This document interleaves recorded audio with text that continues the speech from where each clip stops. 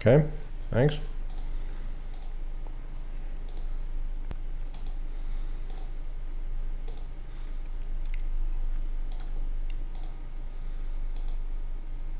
Mm-hmm. 3rd March 2020, Tuesday, 7:01 p.m. And yeah, the Instagram post is up. And first things first, I usually ask the same questions. What brings you to Latvia and what are your impressions?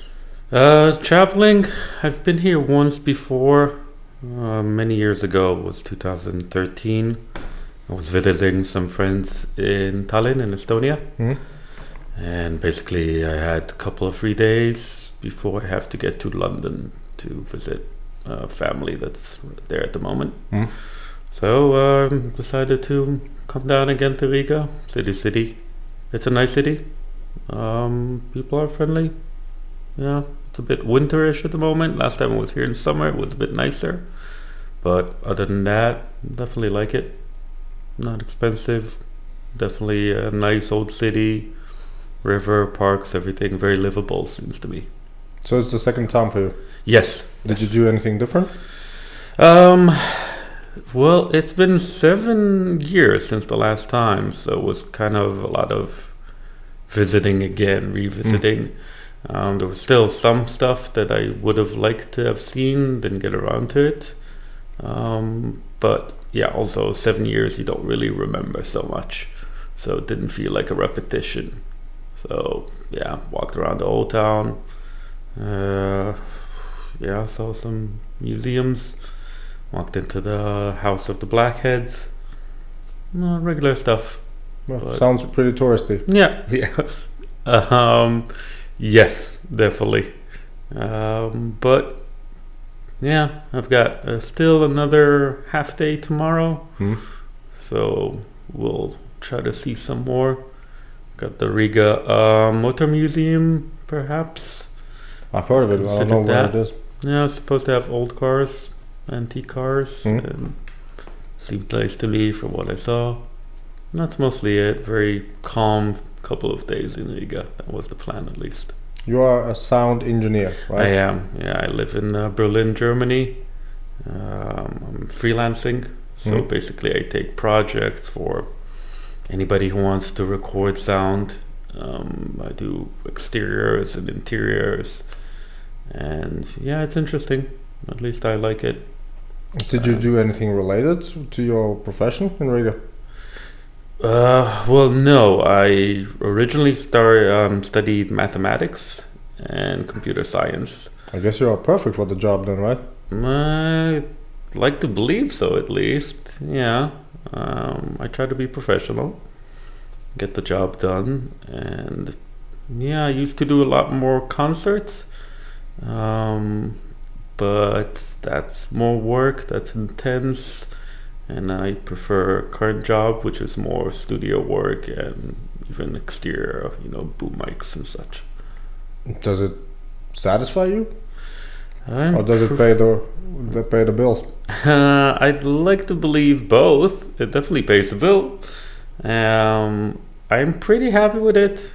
I don't know if I'll continue doing it the rest of my life, but at least for now I'm content. It's a good job.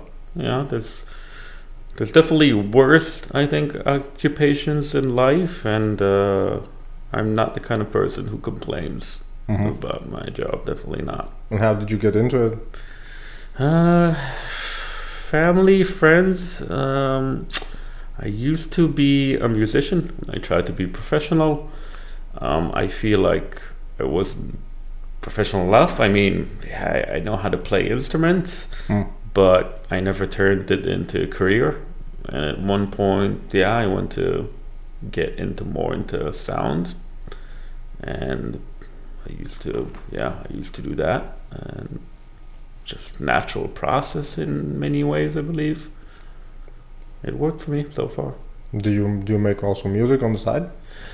I do, but really amateurly for myself, nothing. I mean, I don't publish really much. How come? I mean, you should know all the tricks. of the trade? Yes, but it doesn't make you a musician. I think there is a difference. Well, It gives you an advantage. It might not make you a popular musician already, but you should be able to do all the technical steps up Yes. to just making it available to the public. Yes, that is true, and especially now, it's not a problem building. I have studio access, and I basically have an amateur studio at home. But I've never felt a need to publish it. You know, Really? once I decided I'm not going to be professional, I put a lot less effort into it, I feel. What would you have done differently if you had decided to start being professional?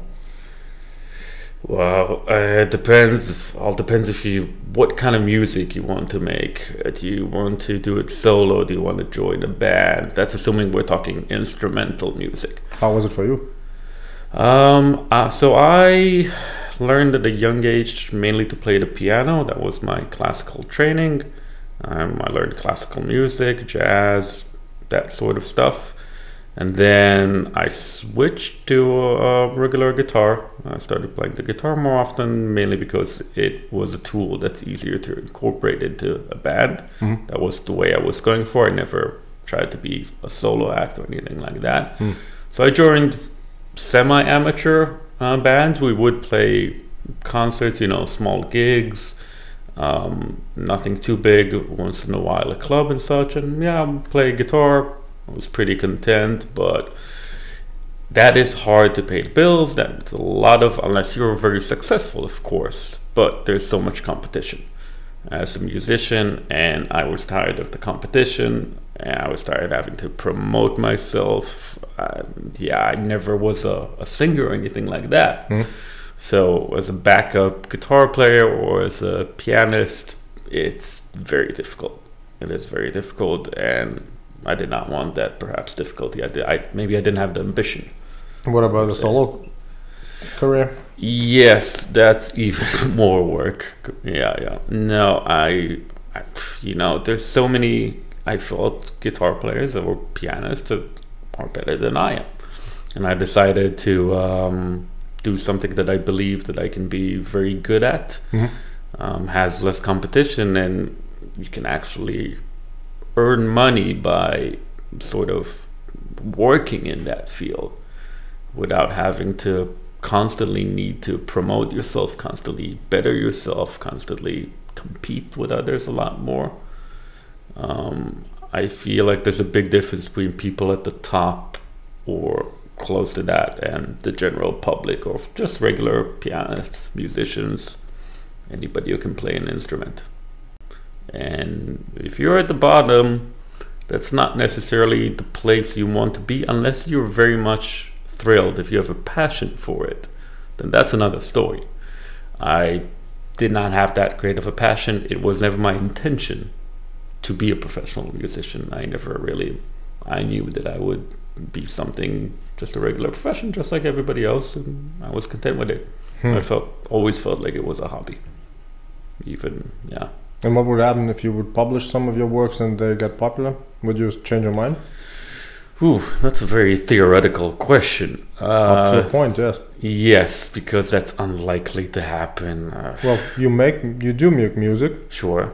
Yeah, you could publish it easily. Yes. Yeah, and the rest is just a combination of luck and people wanting to hear it. I could. What would happen if we're talking very theoretically? I'd be happy to work in that field. I'd be happy to be a professional musician. I think I've never done it professionally. I don't know if I want to do it professionally as well. That brings the question: what are we talking about when we talk about professional? I mean, if we're talking about real artists, then that's a whole. Who's a real artist? Is Soulja Boy a real artist? Is who? Soulja Boy. I suppose so, yeah. Okay. So then you have your... Yeah. That's not necessarily a field that I want to go into at this point. I'm very happy not being an artist. I'm very happy in my line of work. I don't need the publicity. I don't need to publish something to be content. So I'm at home, I play my guitar, play my piano, I compose a bit. I don't really write anything, but that's about it. Make tunes mostly. All right, but then you would have the best option for you, or the choice for you would be to still have a career in music, right? Or is it not really related to music at all? Sound engineering could be for whatever, right? Yes, of course. It doesn't have to be for music. I record anything and everything. I love music. I'm very, very excited about it, very much so. I love the field, but on a personal level, I kind of like being backstage as well. You're just shy, is what you're telling me. No, partially, I suppose. I don't necessarily love being on stage, but that's not really necessarily has to do. What if you would do it like Deadmau5 and Marshmello? I could do that, but that's not my field, though. What, DJ? Yes. But they, I guess, are more producers than DJs, right? And you are a Deadmau5 is definitely. Right? I'm not a music producer. No. Well, there's a big difference. Well, what would you need to add to be a music producer? A different skill set. Like what? Well, I would need. You can compose. You can use software. Yes. Music instruments. I can, but I would need to be able to guide the musician in various ways, not just technically. If I'm working as a music producer for someone, then yes. If there's a given musician, and for yourself, for myself. I mean, I don't think that most of the Deadmau5 songs have anybody than him.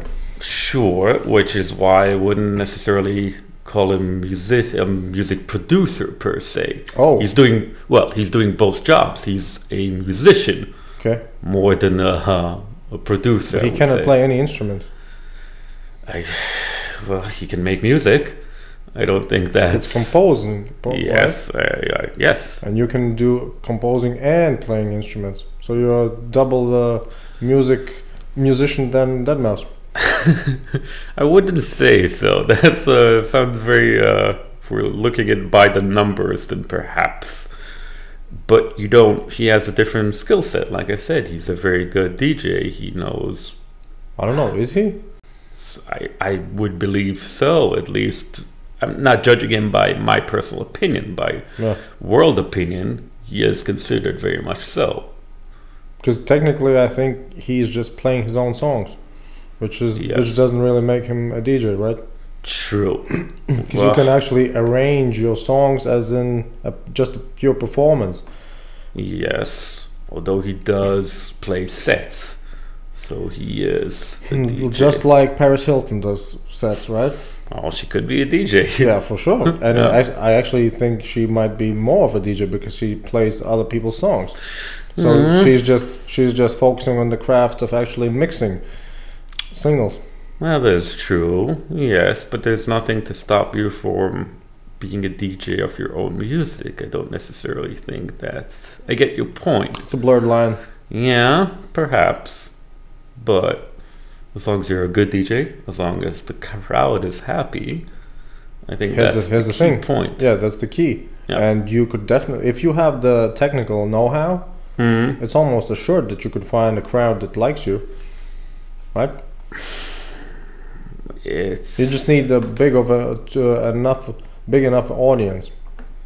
Well, you need to create that audience. That's also a question. Create or just find it. I would say more create in many ways. Really? Find sort of implies that you've gone fishing and caught a fish, but you don't find it. Well, you probably have a preference for a certain genre of music, right? Sure, and that's also a question of if I'm fitting into that crowd. A lot of it is where you play and what is the given crowd in your... I mean, now it's everything is all over the internet, but in your region it still is local. If you're becoming a DJ, you want to start playing gigs at clubs, it's relevant what the crowd likes much more than what you like, if you want to find that audience or create it. Except if it's your own stuff and then the crowd just likes your stuff, so it's a win-win. You like your stuff and they like your stuff. That is true, but again, there's competition in all these fields are immense and is it insane. Good competition though?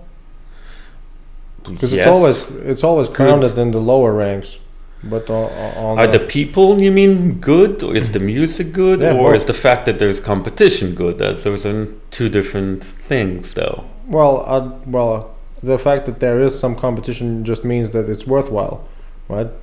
I suppose so, although it also means that it's easier than the before to do it. Yes, I mean, less of a barrier. Yes. Yes, that which doesn't necessarily mean better quality. No, of course not. Just means sometimes it might lower the quality. Mhm.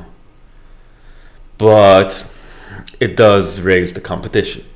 On paper. It gets mixed, and the fact that you can learn it more easily now, you can be more of somewhere between amateur and professional. Definitely raises the competition, brings it to a level that might be a bit too much for ordinary people. I would consider myself an ordinary person, even though I work in the field. You're a sound engineer. That's not ordinary. Well, it's How many sound engineers are there officially in Germany? I would have to Google that. I won't throw you a number. Can you guess? No, I can. Definitely less than teachers. Yes, that is most likely true. Yeah. Less than policemen. Well, yes, but there are definitely fields which are even less. But it's all about need, of course. There's a smaller need. Less need? Well, I mean, yes, there are more pupils, there are more crime than there are people making music in Germany. All right, but there are definitely more people listening to music than paying attention to crime. Yes, but that's distribution. Distribution is something very different. Distribution is what Spotify does. Okay, so you wouldn't have to worry about marketing, though. You would have to worry about the content, just pure content. The marketing is already set up, right? If the crowd likes you, they share the content. Not so easily. Have you seen an example where the music wasn't up to par, but the marketing was just great? I've seen. I wouldn't want to name names going that way because you become critical towards someone which is good for very growth, popular, and who is doing his job. The way I see, even there's a lot of criticism towards musicians who are producing popular music mainstream, and if you're working in the field, then you understand how much these people are professionals. Even if that's not your own taste of music, it doesn't matter. You have to appreciate their professionalism. But at the same time, there's a grand amount of people who are creating indie music, less popular music, and are definitely just as professional, I would like to believe, even if a lot of them are creating that in their home studios or lesser environments. Still doing professional work, still doing some of it amazing music. And they're still struggling to get it out, to be published, to reach the public. Not really, right? Because they just have to upload it and publish it. You still have to somehow find people who would listen to it. The fact there's so much content online now. Yeah, but it's always compartmentalized. That's what I'm getting at. If you are, for instance, you have a certain preference for a certain genre, right? Right. You already have actually filtered your possible audience to a certain niche. But what if you choose a genre that's less popular, like what?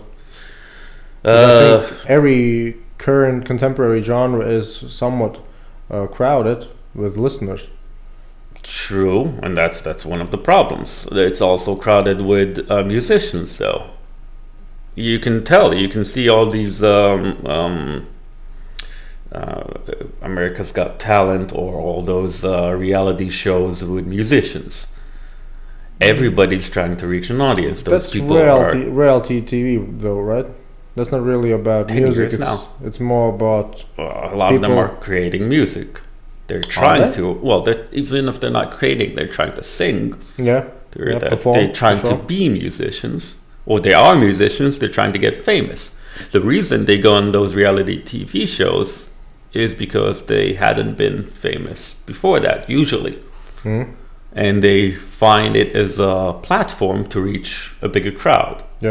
But you see those people who are they are struggling. They're on national television, they're on the internet, they're trying to get famous, and even they are having a hard time becoming famous.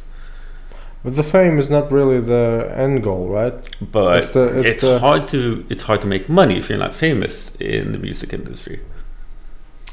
You cannot. There are no people who can say he's not famous and he makes money. There's a certain paradox in that. But wouldn't you be able to find certain examples where they are not really famous, but they are just successful, popular enough to be actually comfortable?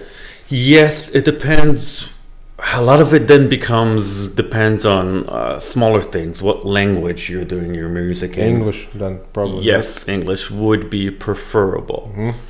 But even then, if you need to be in a big enough market. Mainly, you would need to be in the US or the UK, maybe Germany. Why? Because smaller markets, your smaller market share, or if you're I imagine in Latvia as well, if you're an indie musician here, singing in English, Latvian, or Russian, or whichever minor language, your percentage, your 2% of the Latvian population, if you're reaching them, it's still not enough. If you're reaching 2% of the population in the US, that's obviously a bigger numbers game. Well, if I do sing or perform in English, then I don't have to worry about any markets, right? It's just not entirely, because it's still hard. First of all, you would have to. There's still an issue of accent, for instance. There's an issue of the fact that most people still don't feel, if it's their second language, maybe do not feel 100% comfortable, or maybe are not as good. It's understandable. You can't expect, just switch to singing in English. They're going to tell you, I can't do that. My English is not my first language. I can't create music. I can't write. I can't sing in English.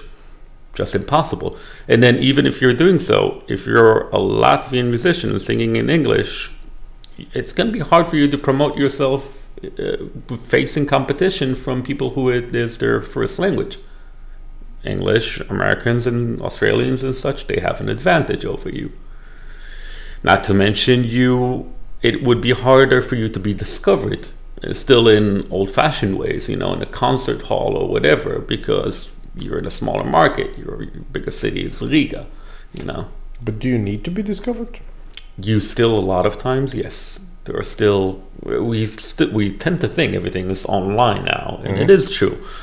But there are still, a lot of it is still word of mouth.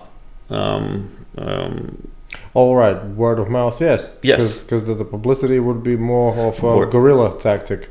Exactly. Word of mouth still works. You're playing in a small pub and you create an audience. People come back to see you. Oh, no, that's local then. I mean, because I remember there was the example of the rapper Rus. Okay. Russ. I don't remember him. He, I think in 2018 or 17, what he did was publish a song every week. Okay. And he actually documented it. So first, I think a couple of songs didn't really do much, didn't really earn revenue, right? Right. But then he still just continued, and once he was at, I think, at song 30 or 40, he started seeing, once he published, I think, some revenues of a couple of $100. Okay. Right? He got some momentum, and by the end of the year, he had started to earn per song, I think a couple of $1,000. Okay. So he was documenting all of that, and so he was just, I don't know, I think he just made it a challenge for himself whether or not he could produce and publish a song per week, and that's what he did basically for a whole year. And people started, and he afterwards said that he noticed that yes, even though I made some song earlier on which I didn't really care about that much. Okay. Afterwards, it turned out that the people actually who listened to my 50th song discovered my 5th song, for instance, right? Right. And so it just compounds for him. Okay. And so yeah, that was his sort of famous story of how he just made a song a week, and then he gradually started being more creating by the bulk, basically. Yeah. That is possible. There becomes an issue in a case like that with quality. How do you retain high quality over? I guess that's publishing once a week. I guess that's pretty much irrelevant because it's more rap, right? So contemporary rap is just something melodic, a beat, and then lyrics. I don't know. That sounds a bit critical, too much regarding rap. But I think there are a lot of options. If you are an English speaker, I think there are a lot of options, so you don't even have to create any melodies or lyrics. You just go to a generator on the internet. Yeah, okay, that's a bit basic, I would say. But aren't most contemporary rap lyrics basic? No, I would say not. You look at what's his name? The guy, the famous rapper. He won the Pulitzer Prize. Pulitzer Prize? Yes. Most famous one. God, I know. Drake? No. But probably no. I'm just googling then rapper winning Pulitzer Prize. I should remember. When was that? 2 years ago now. An American one. Winning Pulitzer. Kendrick Lamar. Kendrick Lamar, exactly who I'm thinking about. What year was this then? 2 years ago, roughly, right? I guess 18. Yeah. Yes. That kind of changes the whole. That kind of shows. But do you like any Kendrick Lamar song? I don't. I don't. No, because I don't connect so much to his tunes and his voice. But if we're talking about lyrics, winning a Pulitzer Prize is as big as you can go. I thought Pulitzers were for journalistic efforts. Apparently not only. I also thought that, and then I read that he won it, and I learned something new. So I guess then it's also for poetry then. Yes, exactly. Which, let's be honest, how much people are paying attention to poetry nowadays? Which means there might not have been any competition. Real competition. I believe they give it away every year. I believe it's a yearly. So I mean, still poetry. Come on, poetry. Well, okay. It's still the fact that an American rapper. It's a quirky fact, yes. But Eminem winning an Oscar is more impressive. Well, yes, Eminem winning an Oscar, Kendrick Lamar winning the Pulitzer Prize. It kind of shows that we're in an era where rap and hip hop are a lot more significant than other forms of music, and the lyrics in them might be more significant and more relevant than a lot of other mainstream music. For the critics, but not for the listeners. I'm not sure. I've been to a Kendrick Lamar show. I saw him in festival in Portugal roughly 3-4 years ago. I'm not a huge fan, but it was a good performance, and obviously the crowd knew every single word. Because of social media. It's a sort of fans, but they're fans. They know the words. I think they're casual fans most of the time. No. In the shows, at least the show that I saw, which was a festival show, they were big fans of him. What gave them away as big fans? They knew every single word of the song. I mean, you don't learn songs by heart if you're not a big fan, especially rap songs, which have quite a lot of words, quite a lot of lyrics. I mean, you can't say that's person. But you are saying basically that tens of thousands of people knew every line, which is probably a little bit too enthusiastic. It was to say. Well, it wasn't tens of thousands. They probably knew the hook. No. Listen, not everybody. Okay, that is true. But the people in the front of the stage, the few hundreds or 1,000, okay. the place. There are many people who knew the lyrics. Cool. Enough number, big enough number, and I'm sure there's a big enough number at home. I wouldn't rule out the importance of the lyrics when we're talking about rap music. Okay, so I would say it's more important even. for rap, Yes. originally yes, but I still think so. once it became more of a hip hop dominated culture, it was more the tune. I still believe it's both. I think you cannot create one without the other. You would be very much stretching the definitions. Yeah, but what's the definition from a Right. 1800 composer? Mhm. If you put a kick drum under it, it changes, right? Sure. Yeah, but it's not hip hop. But it's not far from hip hop. Sure. Yeah, that those are sort of mixed or a fusion, what we call. Yeah, even though they might be time-wise really, really far apart, they might be connected through some type of similarities, Yes, but which we are probably not, which we probably don't know yet. All of them. well, we haven't defined all of them. Yes. But we do have certain definitions that we can use to make it easier for us as a society, linguistically and culturally. Isn't it mostly for those who need to shelf it, as in radio and promotion? Also that, but I think also just for us as people, so we can discuss, so we can talk about stuff. So, I can talk with you and ask you what kind of music you like, and you will be able to give me a sort of answer, if not entirely accurate, point me in the right direction. Yeah, that as an approximate Yes. gauge. Yes. Yes. I agree with that. It's not necessarily 100% accurate, and that's why when you ask a lot of time people, what kind of music do you like, they answer everything. Because they don't know the exact definition, which is fine. But at the end of the day, everybody has some sort of preference. If you dig deeper, if you build a sort of make them compile, a list or fill out an algorithm, they will come up with an answer for you.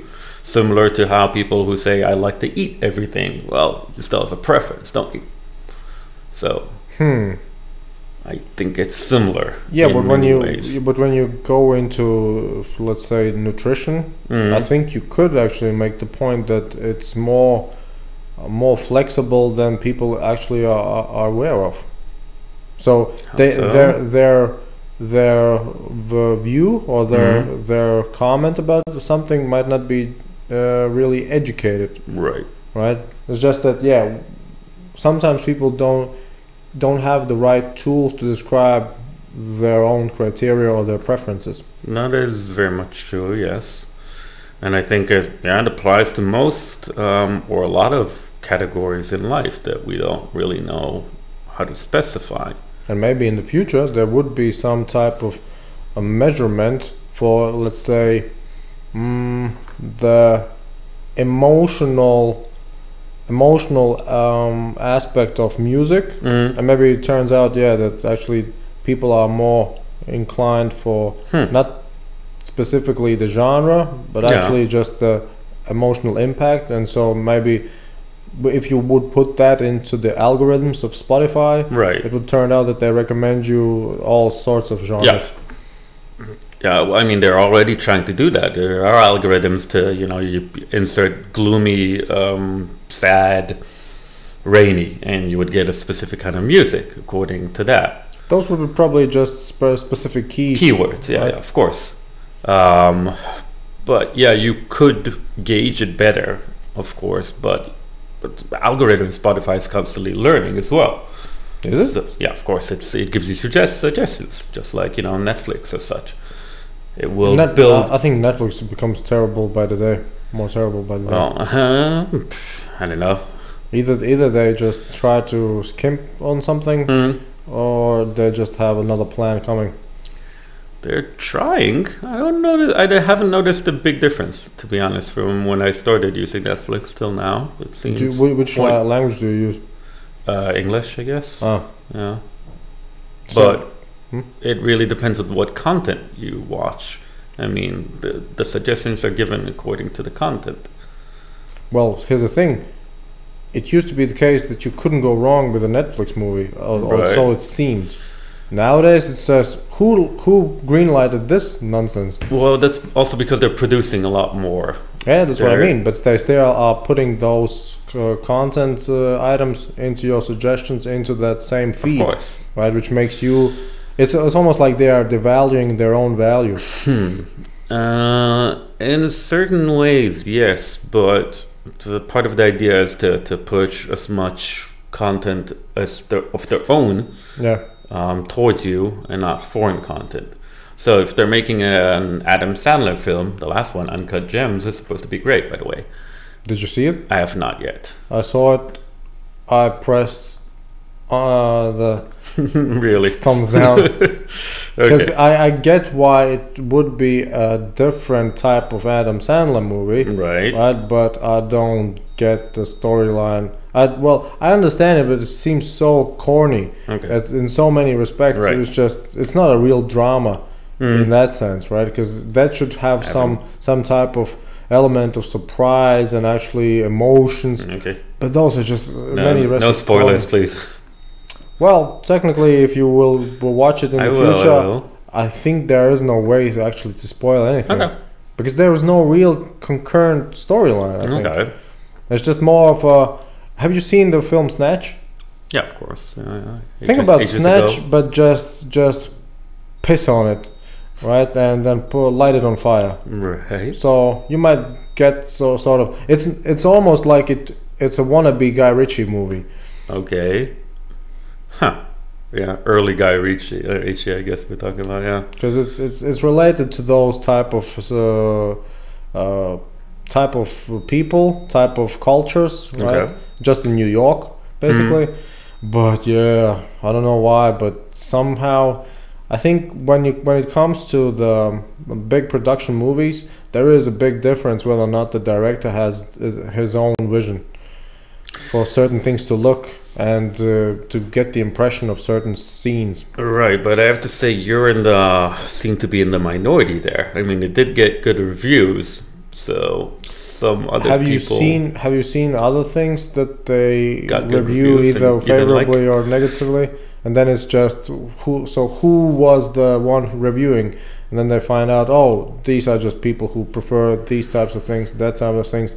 They are more woke than others. Yeah, all of those things. A lot now is just the whole gathering of ideas. The fact that you have things like Rotten Tomatoes, where it shows you a percentage score. I don't know about. A lot is based on that. I don't know about regular movies, but I've heard that, for instance, you probably have heard of the comedian Dave Chappelle. Yeah. That his last stand-up special was reviewed purely negatively. Sure. And then they tried to make a public poll. And it was overwhelmingly positive. Yeah, they have that. They've got like on Rotten Tomatoes now. They've got like audience score and critic score to show you the difference. But because I don't know about you, but I don't really trust American reviewers. I don't know. I don't have a problem with that. I wouldn't misjudge them according to their nationality. No. I mean, America is a sort of a special place nowadays because it seems to me lots of things that shouldn't be related are related to politics and cultural idealism and cultural ideologies. Okay. So, because I remember, have you seen the film Assassin's Creed? No. It's supposed to be according to a video game, right? Right. And I remember as a kid, I played, I think, the first one. Okay. Which was pretty interesting. It's like a Prince of Persia type of game. Pretty interesting. Set out in, I think, 1600 to Spain. Sort of like that, right? Somehow or another, those Hollywood producers decided, yeah, sure. There was probably an Asian and an African dude as well. Right. So they put a Negro and an Asian dude, like the second and third main character. Okay. And right, which makes it so believable, right? When you think about medieval Spain. Yeah. At the same time, does it have to be? That's okay. I don't mind certain. Well, look, if they have those type of not poetic licenses, but artistic licenses, right? To make it, I want to know the intention, because the only real justification for it would be to make it more artistically pleasing. Whether or not it's subjective, but still. But if you put into a production certain types of minorities, it seems to me you are just concerned about politics. which is it's a killer for art. But if supposedly you're doing it for a good cause, that inclusion does not make up for the inaccurate historical. So, but if you make a certain art piece a tool for policy, for social engineering, Right. it seems to me that's not art anymore. Art is for the Well, we're first of all, we're looking at a video game as art, which is debatable. Well, if you would think of it as a pure product of people's imaginations and focused work. Yes, but it serves a different purpose. I mean, it is first and foremost a game, and for entertainment. But yes. art many times is entertainment, right? Yes, but you can have more. You can be a bit more liberal, I would say, with it. You don't have to be as strict. With games or with, what do you mean, with art? No, with a video game. The fact that your product is sort of playable means in many cases that perhaps you don't have to stick to historical accuracy at all. I mean, you can put dragons in there, nobody would mind, you know. Yeah. Dragons are fine, you know. Yeah. There's no historical accuracy behind that either. Here's the thing. If that narrative would be that everything goes, Right. and we are not in a real historical context, yes, I would understand that. Because those are the parameters of the whole story. Yeah, right? okay. But the whole story was that you are living currently, or no, maybe in a little bit in the future, right? But they have this awesome technology that can put you back in time, right? So everything was, at least for the game, particular to that time, which means, all right, if they send you to 1700, everything will be like 1700, right? And then you get 1700, and all of a sudden in the movie you see like the California liberal people around. It's not really accurate, right? I don't mind that if the storyline would actually be artistic, but it's so compellingly politics, right? Which makes a big difference. There was have you ever watched Deadwood? It's a TV series. They made a movie now, I think, kind of. But Deadwood is about westerns. It's a western sort of TV series. So it happens in the the U.S. Wild West, so such. Yeah. They use some historical characters. Mainly, they use Buffalo Bill, and they kind of followed that historical path. But the rest of the characters were sort of made up or based on. And one of the things that people, or that the producers mentioned, or the director, was that they used cursing. So people swear it, in the TV series. But the way they swear it was modern. So, for the audience. Yeah. And they did it for the audience because it would look ridiculous if they spoke, swear it with, back in the day. Which is actually not true, cursing. Right? Because the audience is not that dumb. Sure, but they felt like the audience would not connect, and they made an artistic decision. Yes, and at the end, I think at the end of the every chapter, they would use modern music as well. So there would be a song for modern times. So people were also mentioning that it doesn't fit. And, well, I mean, that's part of the credits. You're also the fact that there's all these people making it is obviously part of the show, or part of the fact of creation of the show. So yes, that was a case where the creator actually had the audience in mind. Yes, purely the audience, and they're actually enjoying the material, thinking about, all right, if I do this, they might enjoy it more because it's more accustomed to them. But I think it's similar in your example. I can see why it might be. The policy aspect of the movie was, I guess, the ideologic aspect is, if we put a black dude and an Asian, I think, woman, then probably minorities will feel more represented in movies. Sure. Which is pretty nonsensical to me, because minorities feel represented in everyday life. So you might as well want to see your minorities in places where you actually have real life things to do, right? Because to say that we have minorities, we need to have minorities represented in artistic pieces just for the sake of it means that you are putting a lid on artistic freedom. Or at least you put the pressure on the creator, because probably the creator had in mind something different, and then some type of manager character says, no, we need to put some minorities in there, right? Which makes it a little bit confusing. Because the creator didn't have the intention to do that. Yeah. Right? That's censorship. Well, yes, but there might be the only way to include them, because it's more likely that you'll make a sort of computer game about that aspect. It's less likely that there's going to be a computer game about 1400s in Africa, everybody's black and nothing happens, that there's no history, no known history about that. So it's less likely that they will be represented. Yeah, but see, the thing is, if you sometimes have to forcefully include them. If you have a certain context for an artistic piece, there's no need for ideology, except if it's meant for propaganda. First of all, it might be meant for sales. Sales is not exactly the same as propaganda. If we're looking at it from economical point of view, then it's different. Yeah, if you have the data that shows that audiences enjoy more if they see blacks and Asians in movies, I get it. But there's no such thing. Oh, right? I'm sure there's that data. It's mostly the same as with what's it called? What is the policy called? Affirmative action. Yeah. It's more because there is no real need for it. Okay. There's perceived need for it, which is different, right?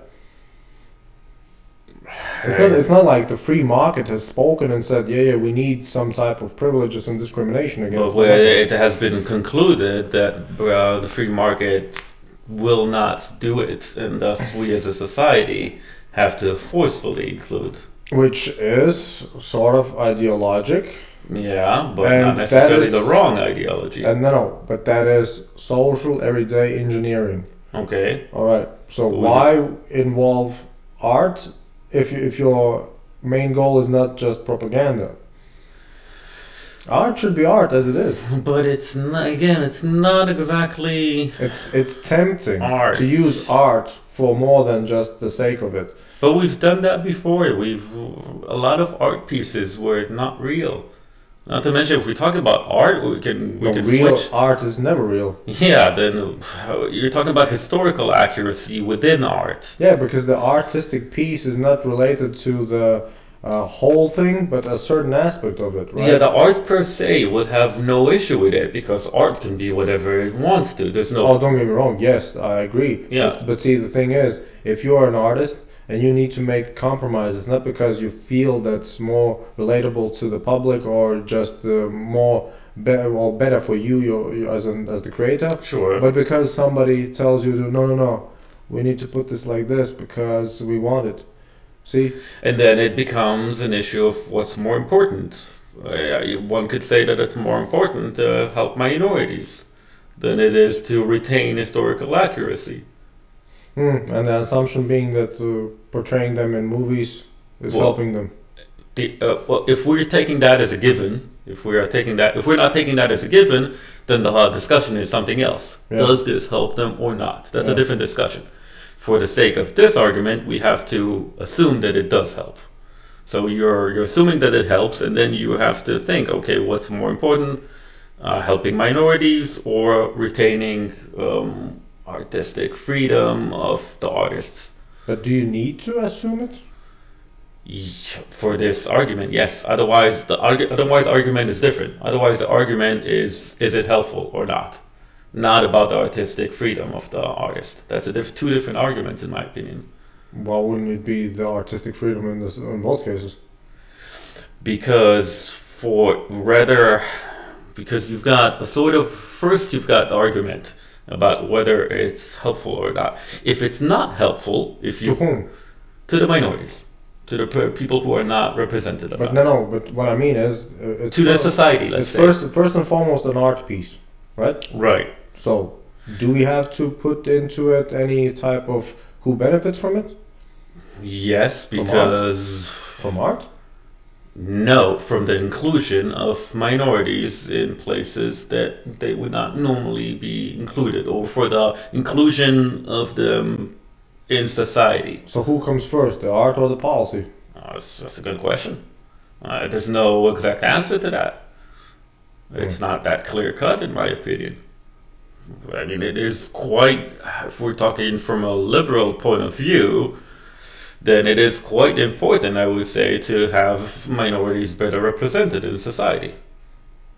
Now, you could you could say, okay, we'll do the historical accuracy of this video game the way it should be, but we'll also create a video game about Korea in 1200s. But that's not going to happen. You're not going to have a video game about Korea in 1200s. Less likely, okay, because it's not going to sell. Funny enough, I think in Korea it would be likely. It would be, but you've got a world market, and the US is sort of creating most of these games, and they do come from the West. So the white person is more likely, if we're staying with historical accuracy, to be represented. So what do? You put them where they shouldn't be. Now, it might not be historically accurate, fair, but it might be important to do so. It might be more important. All right, I'll give you this one, right? But then, where is the boundary? Because I remember, I think in America, they actually censored the Huckleberry Finn original text. Oh yeah. That's been an issue on and off. It was taken off away from libraries, and it was banned for times. It is ridiculous, right? No, not entirely. I wouldn't say so. It's highly offensive towards a minority. I think it's highly representative of the times. Yes, that's about it. It's still that's the importance. It's like trying to erase history. Well, which is a ridiculous attempt, because all those regimes who tried it were almost always totalitarian and failed. Sure. Except China, I guess, nowadays, right? I suppose so, yes. Because China does make its own history books, right? Yes. I don't know enough about that, but... As far as I understand, they teach certain historical events specifically different than it would be taught otherwise. But, you know what they say, history is always written by the winners, not the losers. Well, but I mean... We're also learning Western history in many cases. Well, yeah, but what I mean is that, let's say, a certain event took place, and nobody's arguing about the intentions. It just took place. Yeah. Take for instance, somebody got shot. Right. If they erase such things, because I think there are no history books about Tiananmen Square in China. Yes. That's a bit different though. If we go back to Huckleberry Finn, for example, that's a good example. That's if it might be more important not to offend certain minorities, especially one who have been under the boot of the oppression of the white man for hundreds of years, and now you tell them, well, you know. Why would you say offend? Because offending would means that somebody actually... What, intentionally? Well, but it doesn't have to be intentional. No, but wouldn't you say that there are a lot of black people who just don't give anything about it? There is, but they have... So they are not offended, right? I suppose. But still we are protecting them. Well... From something that doesn't offend them. Theoretically, you would have to... So we are actually presumptuous enough to say that we are better judges than they about what should offend them. No, theoretically, yes, you would have to have some sort of poll to see if the majority of black people find it offensive. The most likely case is they will tell you, yes, this book is highly offensive. Why wouldn't you just assume that those who say so are the minority unless they prove that they are the majority? Because that would be fairly democratic, right? You allow the population to actually voice their opinion, but if it's a small but loud minority, it should stay as a small and loud minority. Well, but that's... Because social media and Twitter, all those things, they just sort of expand the possibility to attract attention. True. But it might be still just a small minority. But in many cases, that's why we have a representative system. Your elected official decides for the people he was elected for. That depends on, I guess, The system of the government, Yeah, of course.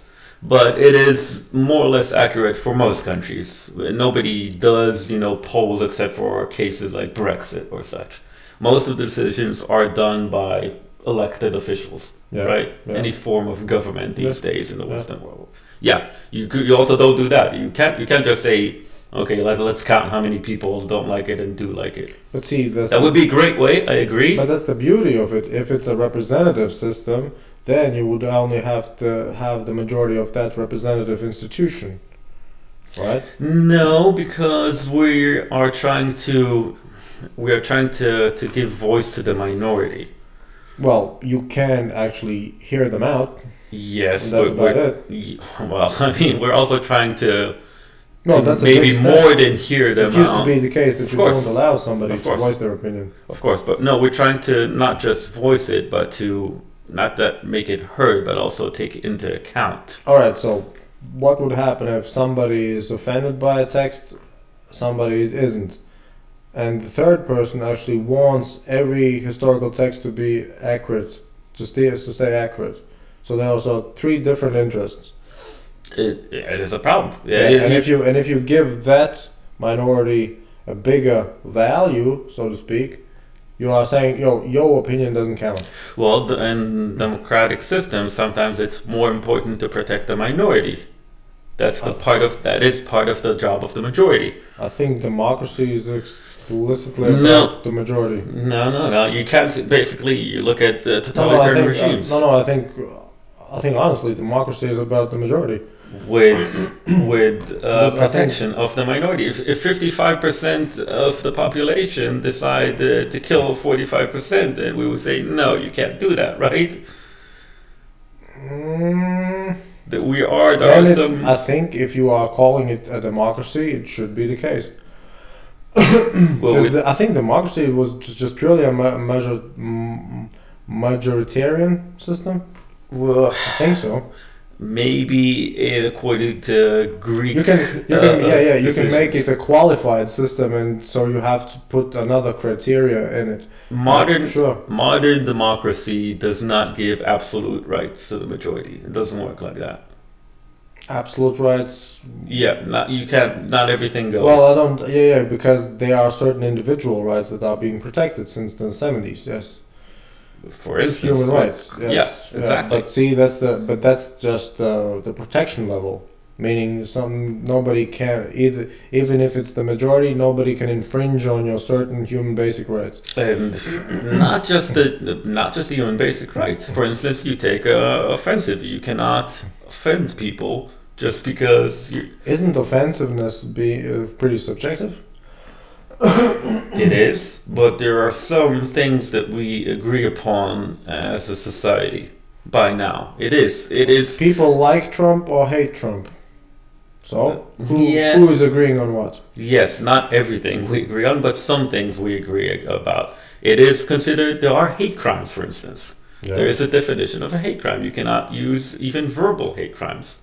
You cannot use certain slurs. It is illegal by law to do so. Yeah, but those are pretty slim, defined rules. I agree. Yeah, but they do exist. We have agreed upon as a society. Yes, but that kind of shows that it's not necessarily subjective. I don't say that the principle isn't there. I'm just saying the principle is usually the lowest possible standard, not the highest possible, because the highest possible has no boundaries. Okay. The boundary is only at the low level, not the up, because it could be a total domination of control of words and even thoughts, if possible. Yeah, right? Of course. Otherwise. Of course. And that's what we have to balance. That's what we're talking about, political correctness. Some of it is good, some of it is bad. There's no clear line. Have you been to Russia? I have been to Russia, yes. Don't you think that political correctness is nonsense? No. Because I think political correctness used to be what's called politeness. Just be polite, civil. But we have found out through a few thousand years of human societies that we're not very good at getting along with each other. That's the problem. And that when you give absolute power to some people, they will use it badly. Yeah, but Very much so. Yeah, but that's the point of living and Checks and systems, yeah. Yeah, and just making mistakes and learning. Well, we're trying to perhaps not make the same mistakes, and we're putting down rules that might be a bit too much, perhaps to some, but maybe it's more important not to be offensive than to be allowed absolute freedom to say everything you want. Maybe. See, that's I think where the biggest difference is. I think that mentality comes from the fact that technologically, in the last 10 years, they probably made more improvements than in the last 2 million years. Okay. Right? That is. So we kind of think that as a society, we can make in 10 years some type of improvements that are similar compared to the past of human existence, which is not true. Because people are bound to certain physical circumstances, which unless you change those, you won't change the people. Yes, but we have perhaps learned but to the culture, better. yeah, the culture can be altered. Yeah, and that's what we're trying to do, even by political correctness. If you want to do it as a sort of controlled, not an experiment, but a controlled process, yes, you should be first and foremost assured that you know everything that's related to the outcome. But you never know. That's There's a way we have so that's the point. You set low. You set the minimum boundaries, which are the rights that nobody can infringe upon, but you don't try to make the high. But that's debatable. What is the minimum? I guess it's debatable up to the point where you can just define that certain standards have been established due to courts. Okay. And precedents, because I mean Rosa Parks changed something for civil society, right? So that's an event that changes the society, because the society, after a certain pickup, actually does use the system to change certain rules and behaviors. What is punishable, what is not, right? But those are the minimums. Because the point was that you don't actually tell them where to sit. Yeah, but that's what we're talking about. You're not allowed to, even though you're a majority, you can't just tell people it is illegal to do so. Segregation was deemed illegal. Yeah, but see, that's the physical aspect of you being in a certain room or transport, right? But when you come to, we do allow free speech, but not in this way, right? The minimum is don't insinuate violence, right? Don't create unmistakable havoc. But when it comes to those trigger words, right, stuff like that, it becomes corny. Those trigger words are because they can change and probably will change. And we can update ourselves. We can update that dictionary as well if necessary. And then that's the friction of cultures, because if an English dude would go to America and say, I want a fag, right, it would be totally different. Sure. Yeah. But that's specific examples. Well, if you write into a certain rule, don't say the word, it applies. Yeah, true. And if you write, don't say the word unless you're British, then you leave out many people who could use it. First of all, I think by now any British person knows not to go to the US and say it. Any adult Brit would know that. Here's the thing, I don't think that most people are like you and me. I think we have a pretty much blurred understanding how other people are viewing the world. The example you gave now is common knowledge, though. That is I think tricky. Common knowledge is not so common, right? I don't know. Especially if we're going to an example, okay, of someone, a British person traveling to the US, this is most likely someone who's middle class. He would know. The likelihood is high. Yes. I agree. Yes. Yeah. I understand your point, though. I'm not gonna nitpick here too much on this example. But yes, we don't create this. You're given an example to set it as false, but the example that you've given is the least likely example. Okay, Might you've be, given an yeah. example of something that doesn't work, but there's a million other examples that could work. There are a million other swear words that, you know, are not so that you can't give that example to. Mm. And because one doesn't work, you can't rule out the rest. Oh no, but what I mean is that if you have a certain example, it means that there are more things to consider Sure. than just an overarching yes, no, black, white Sure. attempt. Sure, and that's fine. If that British person, this example, goes to the US and says that, then Yeah, but see, that's my point when Yeah. it comes to the Huckleberry Finn. The only intention for that was to actually assume that an unidentified person will be so offended that it will hinder his quality of life, which is totally ridiculous. not really, because not the person doesn't have it doesn't have to be of someone offended.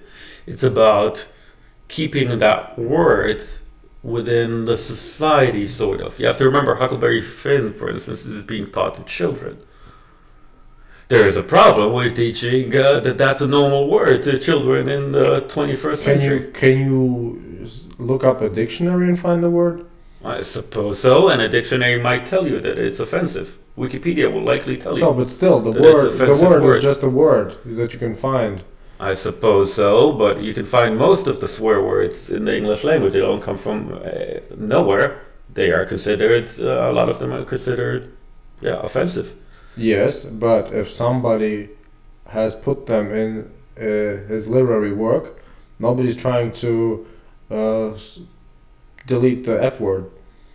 Well, depends which word. No, I mean just a regular book, for instance, that has some swear words in it. Sure. They are left in it.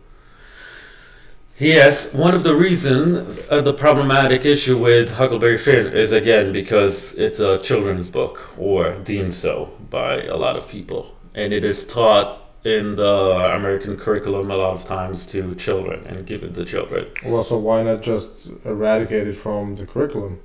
You could do that. That's an option. Eventually, it was not banned, by the way. It was never banned. It was just a proposal that came up. You know, eventually society did decide this is going too far. So you're giving this is an example of how society sometimes does balance it. The fact that someone brought it as a proposal and society said no kind of shows that political correctness works, that it's not automatic. It shows that we do know. Yeah, that's what I mean. You have the chance to voice your opinion. Yeah. But you have to make it so compelling that it's just a no-brainer. I agree, but it's not. I don't agree that it's such an easy decision to make. I don't agree that it should be automatic. That like, no, sorry, we're not gonna consider your opinion. We should consider this opinion. We should take it into account, and then we should decide. That's an extreme.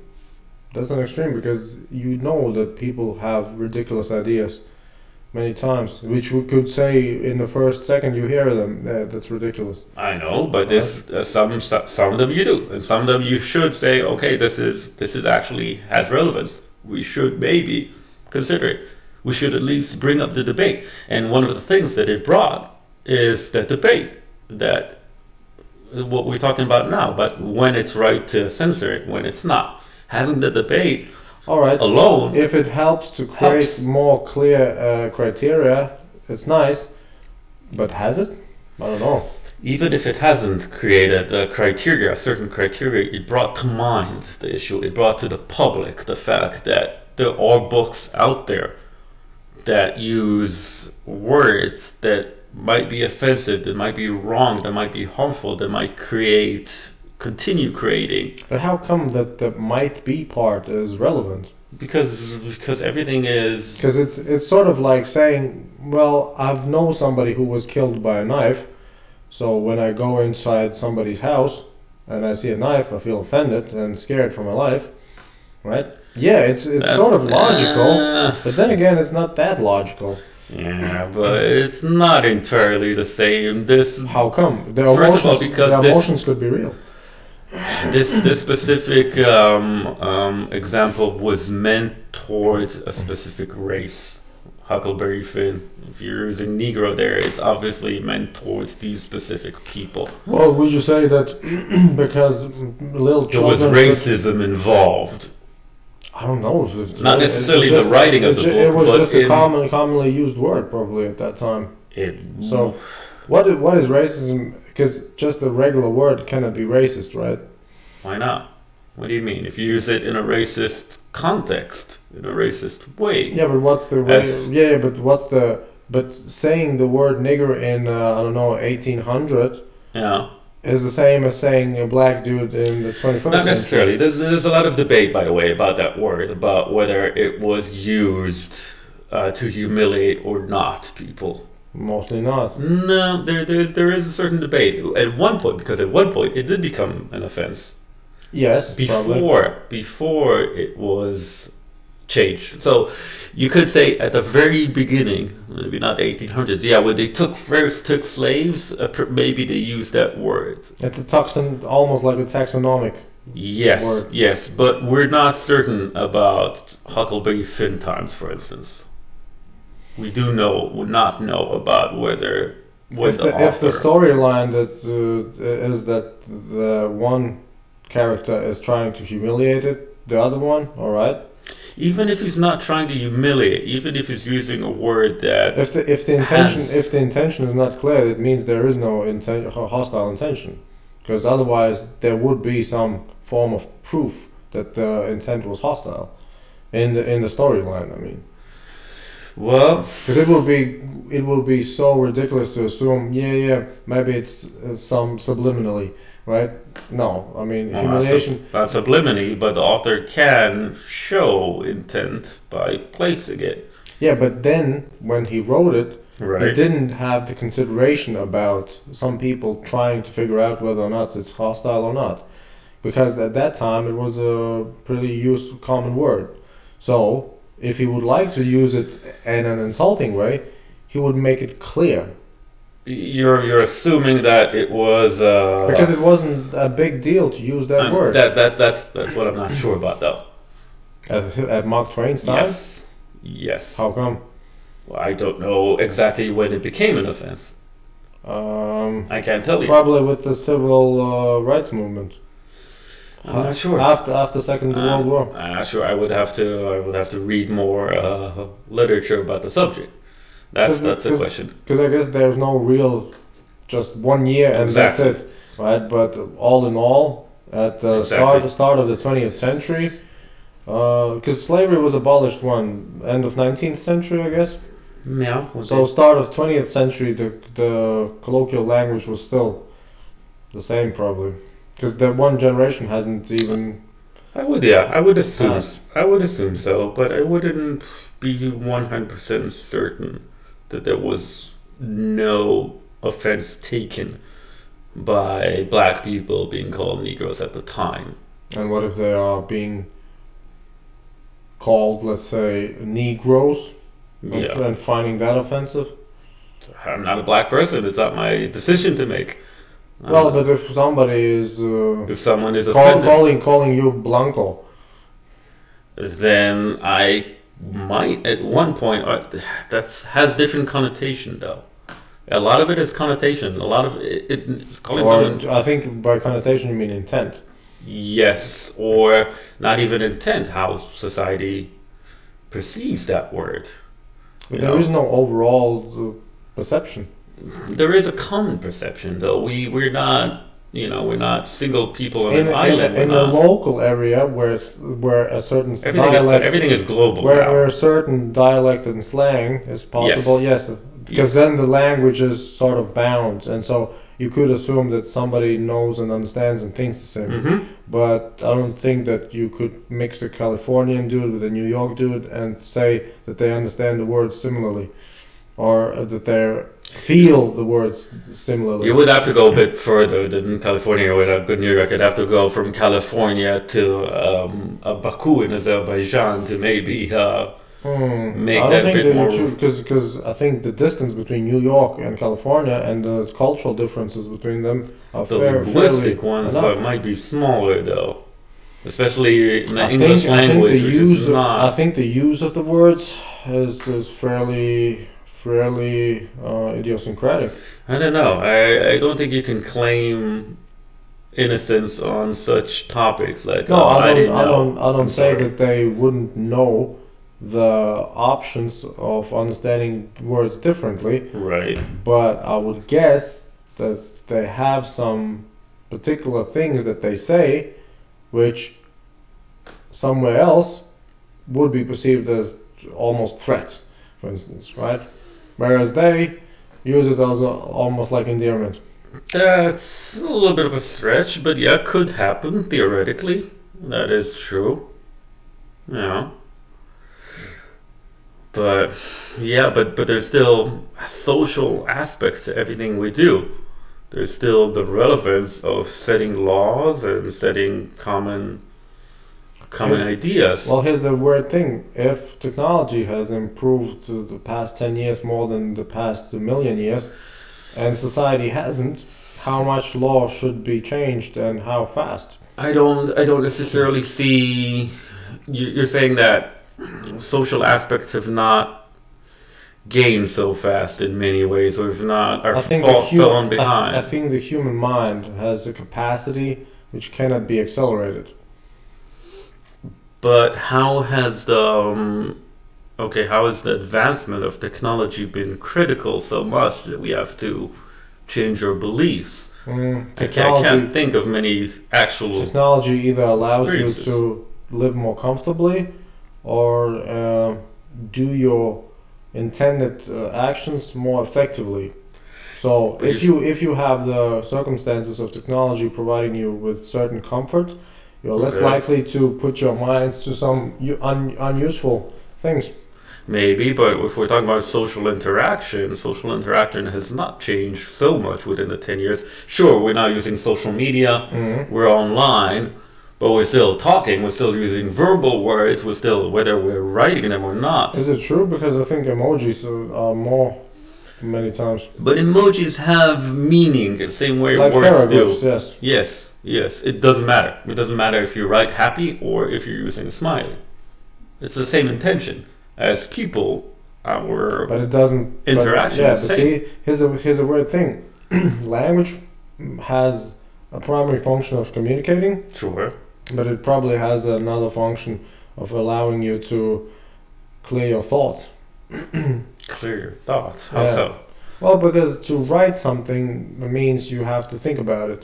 Okay. With probably the one half of your brain that's related to logic and structure and all those things.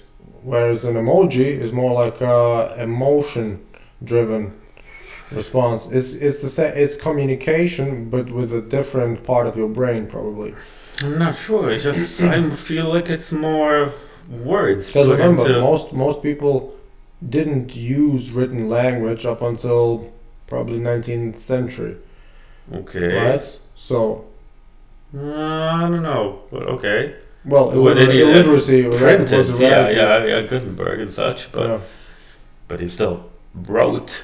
No. Most people weren't taught to write. Okay. up We're until- talking about global. Okay. Well, yeah, the cultural differences are being made only when there's a certain tipping point reached in the society, right? Okay. So if most people can write, it means that they have some similarities in their thinking patterns. I suppose. Otherwise, so. they're just Indians. Well, we're taking. You could take the examples of earlier written script from Cervantes to to Shakespeare that were earlier. Than Some that. people did, Yes. but it used to be the case that having the ability to write was a big talent, Okay. right, and pretty rare, Of course. like a sound engineer almost. Of course. Yeah. But how has this affected modern day usage of emoji? Are you saying we're falling back to non-verbal or to non-written? Yes, because if you don't consider the written language as something that's needed to communicate, which is more and more the case, you don't need to clear your thoughts. But emojis are written. No. We'll press a button. It doesn't change if you write All right. happy Can you? or All right. you Can you? press the If button with I smiley. give you a pen and a piece of paper, can you? Draw an emoji? Yeah. I suppose so. Probably but- the smiley, yes. But then. So we're using technology to write those emojis. No, that we use technology to express ourselves, and mostly for the emotion part, not the logical part. You couldn't make a mathematical equation with an emoji. Well, sure, but we're not. It's not the same. Well, I'm not Also, saying it's the same. I'm saying Also, that language. one. You can also make a mathematical equation with. I'm saying one aspect of cultural change and improvement Right. is related to logical thinking. I don't think emojis don't require logical thinking. That's where I They perhaps require disagree. emotional thinking. I'm. We can agree that it requires thinking, but it's just which is the predominant part of it. Is there a difference? Yes, because if you would like to express joy I can do some words. in a written way, you would have to think: do you use the word joy? Do I use the similar alternatives? Right. If you use an emoji, you just use the emoji. Well, first of all, you have a selection of emojis to choose from. You also have that. Maybe That's the same as those are adjectives, basically, and those are to synonyms. express the emotion. Yes, Yes. but not to develop your ability to think about written language, which probably influences your other Emoji abilities. choice. No, your okay. abilities to actually think, because thinking is like exercising. So the less you exercise, So supposedly, the more emojis you're using, the less you exercise. At least certain parts of your brain. Okay, perhaps, but we're not using at this point, at least, emojis non-stop. It comes. You and me, we don't. But I guess You're gonna say younger people? No, I'm saying that Yeah. probably if you would be With 15 future- 15 years old, Yeah. you would be well ahead with those emojis and well behind with those written words. Possibly, but I don't see them as intellectually. I don't see us, at least, as intellectually superior.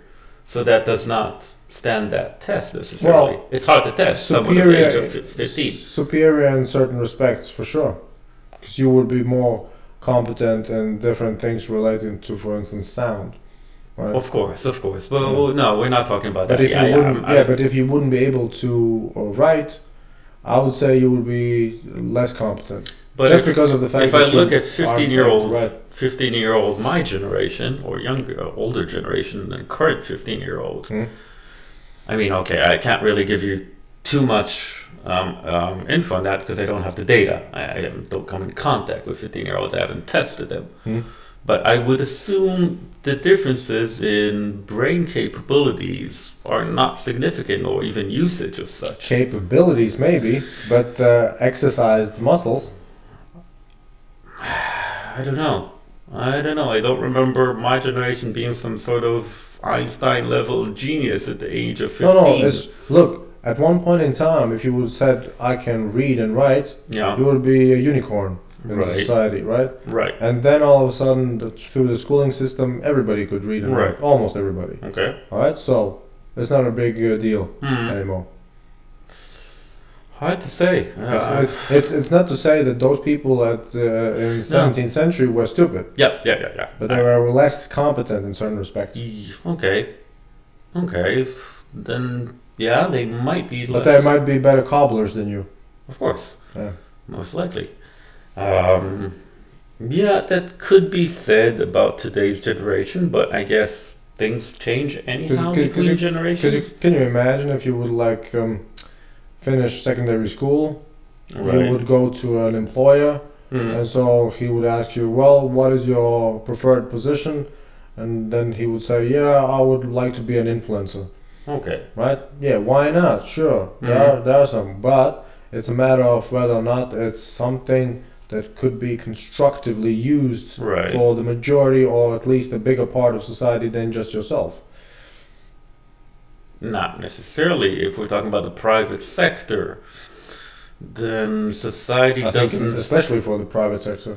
But society doesn't necessarily anymore work that way, where you're sort of a collective trying to better ourselves. Everything is exchange. Everything is an exchange.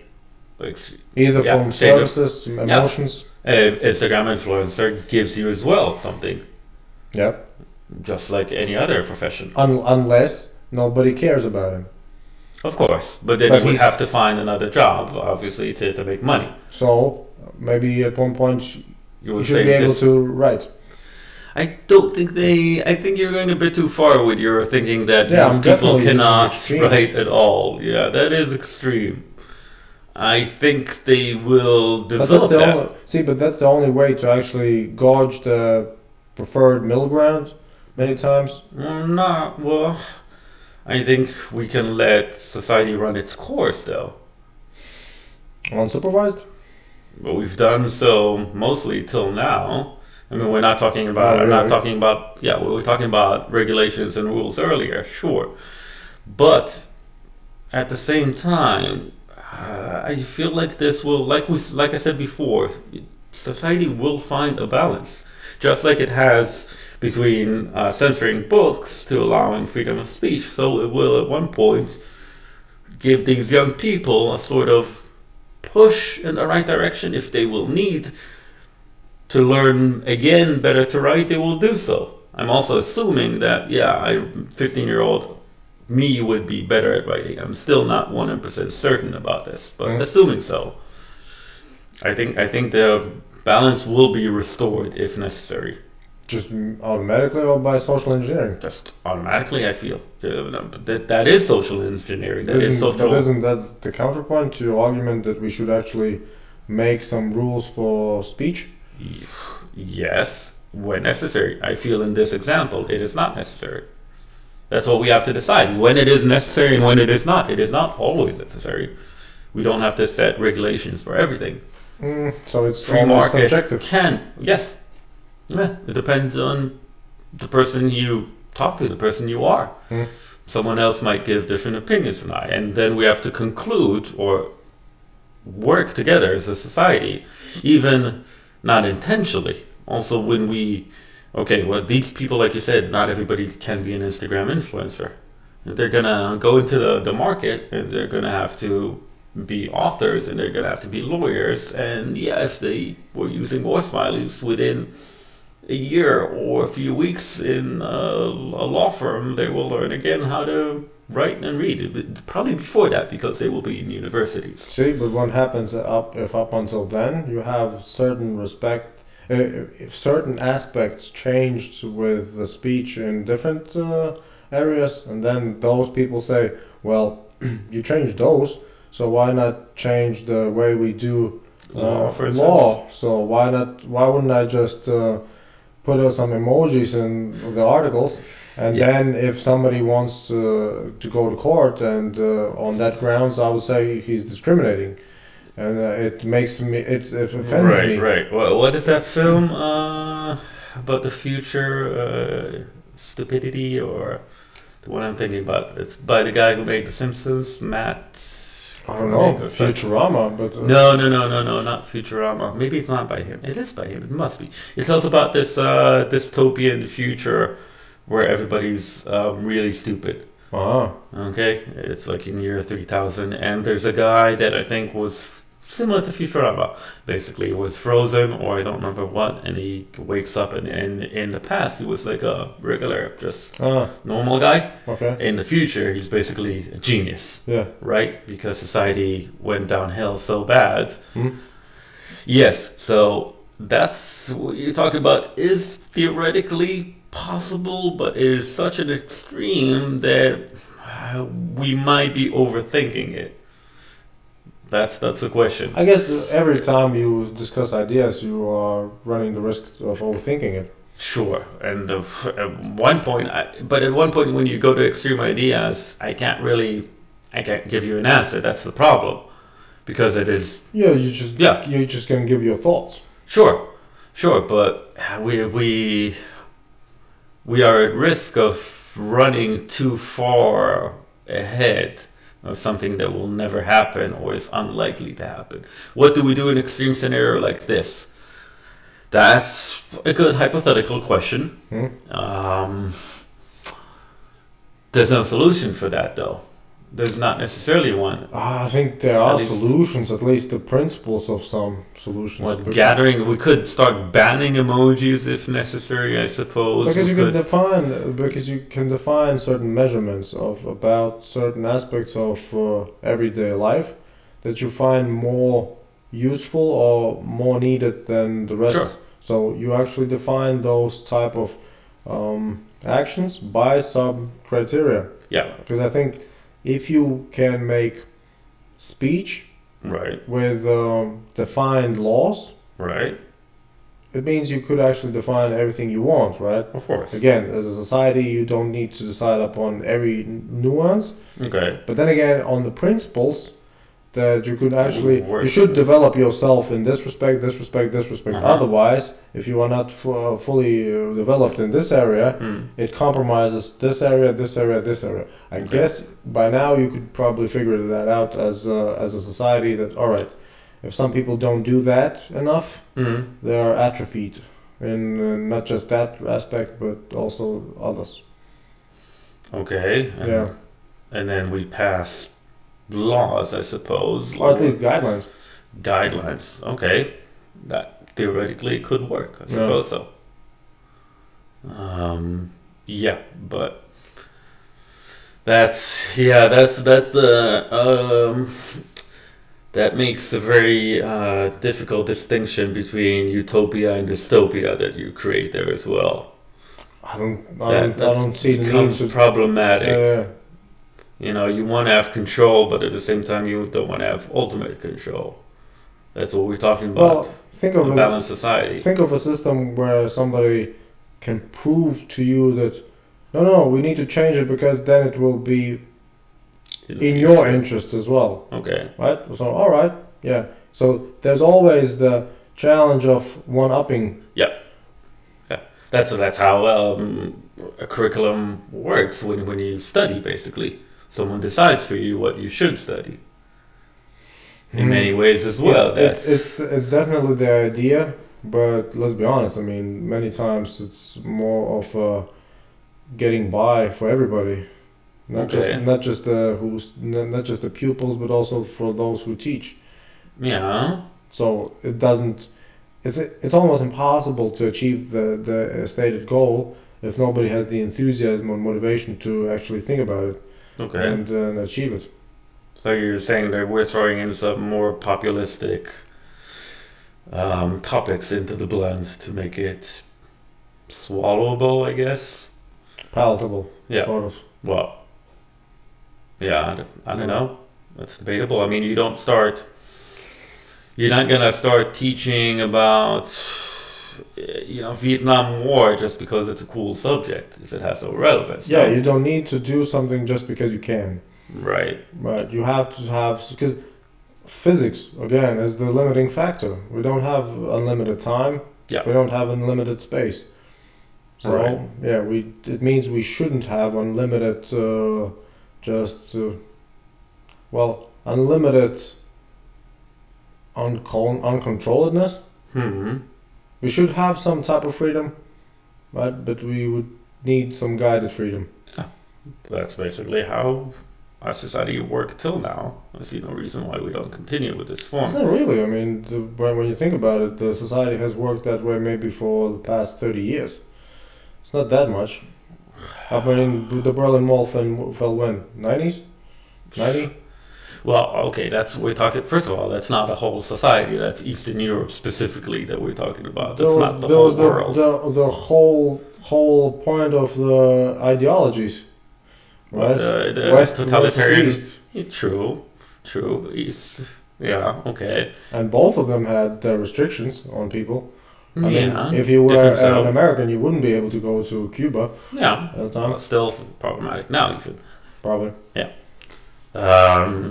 Yeah, but that's part of that as a regime. But even before that, if society deemed those regimes or somehow... Oh, and you know what? I think the reason why the Soviet Union fell was because people were too politically correct. People were too politically correct. Because there was a stated ideology. Yeah. There was a stated policy. Right. There was a certain thought how people should act and why. Right. People officially were doing it. Unofficially, they didn't. So But there was an actual fear of repercussions. it doesn't really change the fact that people stated something but didn't actually back it up with their actions. And I think in America it's almost the same. People are saying they are woke, right? That they support all those LBGT, how many letters, Yeah. right? But in private, they don't feel like it, right? So it means it's a facade. I think the Soviet Union fell apart because it was becoming too much of a facade.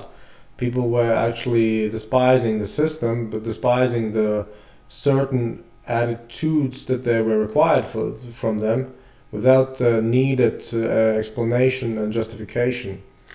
I get your point. I'm not sure if that's why the Soviet Union fell. That's a whole other topic. I mean, there was also the it influenced everything that's related to the people. I mean, yeah, like but the there were economics, politics. Economics played a bigger factor, and economics. But it's still the same. If you have certain aspects of behavior that you won't fulfill because you don't think or don't feel like it, but you say that you are, it doesn't get the economy where it needs to. Part of it was actual economics, purchasing power, and not to mention, freedom in the West compared to. So what I'm saying is the Soviet Union fell apart because of naive leaders. That's okay. That's very different from political correctness, though. No. They instilled certain rules of behavior that the people didn't want to follow. Which is basically the ideology of political correctness, because it's one thing to be polite and civil, but the other is to perceive a certain criteria as this is the only correct way. I think there's a difference between totalitarianism and political correctness. It's a difference of gradation, but not of substance. I believe very much so. You were actually punished there. Okay, you can give me an example. Someone said something and was there punished. Are sanctions. Not the same, though. Not the same. Here's the thing. Yes, you're not going to be thrown into it's not the same gulag. It's not the same as capital punishment. But again, that's what I mean. Gradation. Nowadays, you can get you can get killed on social media. Not the same as being killed in a gulag by the Soviet prisoner. But it's still. That's metaphorically killed. That's a big difference. Yeah, but still, it's sanctions. Yes, but that's not necessarily a bad thing. We also have laws. I think Stalin used to say that about those capital punishments dudes as well. It's not necessarily a bad thing. I'm sure, but you can, the fact that Stalin did something similar, perhaps, if we're going as far as calling similar. It's the same thought. It's control. It is control. Yeah. But control people. Sure, but control is not necessarily a bad thing. I don't necessarily believe you're talking about a very libertarian point of view. I think when it comes to social systems, control, because if you are saying about a system that actually either tries to get you to do something or tries to not do something, that's one thing. But it's not the same as control. Control is you do as I say. Otherwise. Yes, if we're talking these cases, we are trying to influence you. Right. We are not controlling you. You still make the decision. You are still at the steering wheel. Well, that's basically political correctness. You can decide for yourself. Not really. Why not? Nobody made you make anti-gay comments online. You did it. Yeah, but the punishment is by society. Not really. What do you mean, not really? Well, if you institutionalize the punishment, it's only by one or a few. But here it's not by society. It's not like, for instance, if you have a gay-hating community, nobody would be hating on you because of the comments. Because all your community is like you.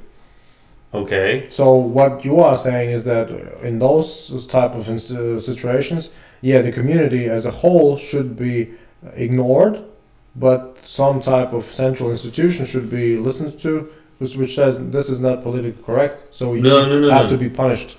No. It doesn't. There's no central institution to make those calls. We as people make those calls of what is right and what is not right. Well, but if you are in a certain position, you might have more power. If you're a journalist, perhaps, then yeah, your voice matters more. Yeah, but again, the other option would be going back to basically before, which was a little bit too open, perhaps. Which is the best example of a society that is more controlled than let's say our culture and less controlled. More controlled than our culture. Because I think more controlled is Singapore. Okay. Perhaps. They are more advanced. Depends on what we consider as advanced. They're more advanced economically. All the values that we state we would like to have. No, homosexuality is still a big issue in Singapore, for instance. It is. Look, I would guess that they have the same type of situation that was probably in all of the rest of the world in the past century. That they just were more underground. That's about it. Yeah, well, that's not a good thing necessarily. The fact that you have to be underground for something. Well, I'm not saying it's better. I'm saying it's compared to the rest of the things. It might be a better compromise. Well, let's say basically you can have 1 out of 10 things the best, and the 9 things just medium. Okay. Or you can have 1 thing medium and the rest 9 best, or 1 of the best. Which scenario is better? You cannot have all 10 the best, right? So which one is better? The one with the most. It's utilitarian. 101.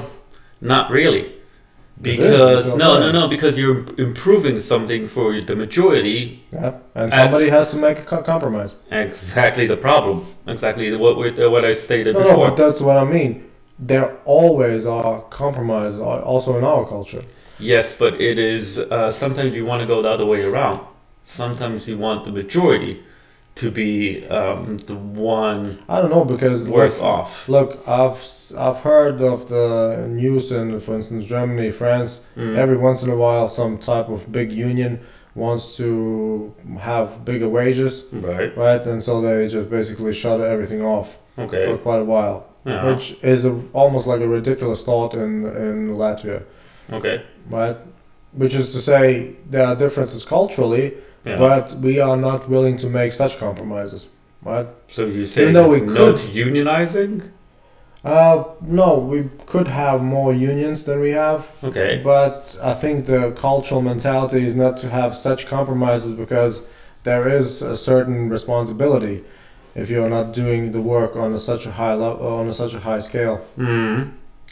But if you allow people culturally to establish that thought, some privilege gets diminished as almost like an infallible right. Okay. Because I think to have a union that protects your interests and then actually negotiates higher wages for you is a privilege. True, but that's a privilege given to us by.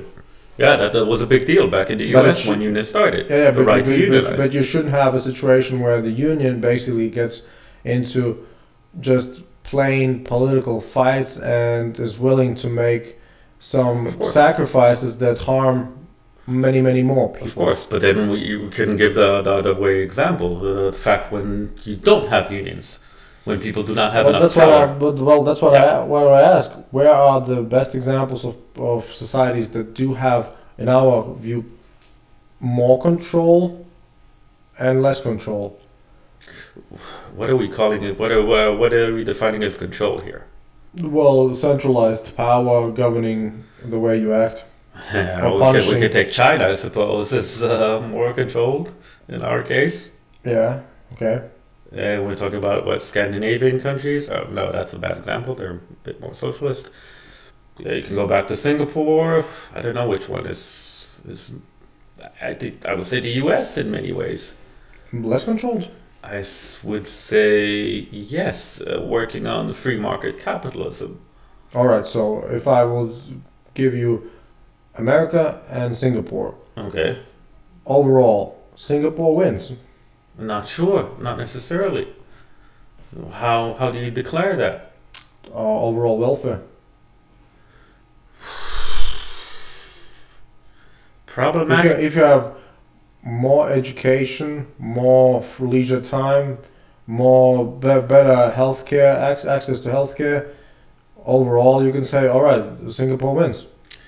We're going by the index of most livable cities and such. With their dictator. Yeah. Well. Yeah. But are you willing to sacrifice certain rights to make your city more livable? That's it's the a question. compromise. It's not necessarily good. Well, yeah, some people might say that's a good compromise. Some people say that's a bad compromise. In America, if you have in some regions the freedom of choice to your misery, right? Or the no freedom to your happiness. That's what you're saying. It's hard to say which one is better. Happiness. Hard to say? It's very hard to say because it's hard. You're a hardliner. No, because you're thinking about it as an individual. You're thinking about me. No, I specifically mean as a collective. Because the individual in each society makes compromises. Yes, well, you're thinking, okay, I'll correct myself. You're thinking about it as the majority again, not the minority. The utilitarian aspect. Yes. That's sure. If we're looking at it pure data technical point of view, but you know why I do that? Because that's the running thought behind each politics. Each political idea nowadays. No. Because the benefit and compromise system is everywhere. Except in those dictatorships. No. Well, I would say the other way around. Dictatorships are more likely to have control and can think more technical. Well, somewhere probably. Yeah. But those who have the effective system, so to speak. Sure, but that's why we're having. Okay, so you can take the whole immigrants issue that's happening around Europe and the U.S. and the Western world. I think only in Germany, right? And most of Western Europe. Probably Greece. Sweden has that issue. Greece has. Well, Sweden has a long history of immigrants. Yeah. It's mostly in Germany, but also Spain, Italy. Spain? Yes, they're getting immigrants from Africa. It's just across the border. From where? Coming from Morocco. Really? As such, yeah. Definitely. France has, not to mention, they're moving west. Not all of them stay in Germany. Eventually, there's not enough jobs for everybody. Mm-hmm. Some of them do continue elsewhere. I think the way to go for immigrants is to go to those countries which have the strongest unions. Okay. Ironically. But yeah, the point about the immigrants is whether you open the gates or not, whether you think utilitarian or not. If it hurts you as a society, do you keep them out? Well, if you ask me, every country which has a border thinks utilitarian. Well, they all have borders, but I don't know how it's in some place in Africa. I don't know. Yeah, maybe you can just maybe you can just walk. You can also walk from Austria to Germany. I mean, the Schengen zone is open. Yeah. But it wasn't the case for a long time. Sure, but it is now. We're talking about the present, though. Well, but if I can remember the time before Schengen... Yeah, I can remember it as well. Which means I'm affected by the thought before and now after. Yeah, and that's a question of what we allow, what is good. Schengen zone was open not for various reasons, but some of them economical. And I think, the Schengen zone is utilitarian at its fullest. Yes, but immigrants, I'm not talking about immigrants going from Germany to Austria. I'm talking about immigrants for the sake of the argument entering the Schengen zone. Yeah, outside Europe. Yeah, exactly. Mm-hmm. Coming into Europe. Do you allow them or not? So there becomes humanitarian If the immigrant is Singaporean, I allow him. Well, he's unlikely. Yeah. The point of the immigrants, we're talking about refugees, not people who come from educated countries to help you build your country. So you don't mean economic migrants, you mean refugees? Yes. for the sake of the argument, yes. Well, refugees, the problem with refugees is no country has an obligation to actually take them up, but there is a humanitarian obligation to actually help people in need. Sure. Right? Which means you can actually provide them temporary shelter. Okay. Which isn't a solution for any refugee that doesn't want to go back at some point in time. I suppose so. Yeah. But they're still coming. Yeah. Or they would still come. So what do you do? So the biggest utilitarian concept is humanitarianism. Okay. Help people in need. Okay. But for how long? But the second level utilitarian principle is you don't sacrifice your own people.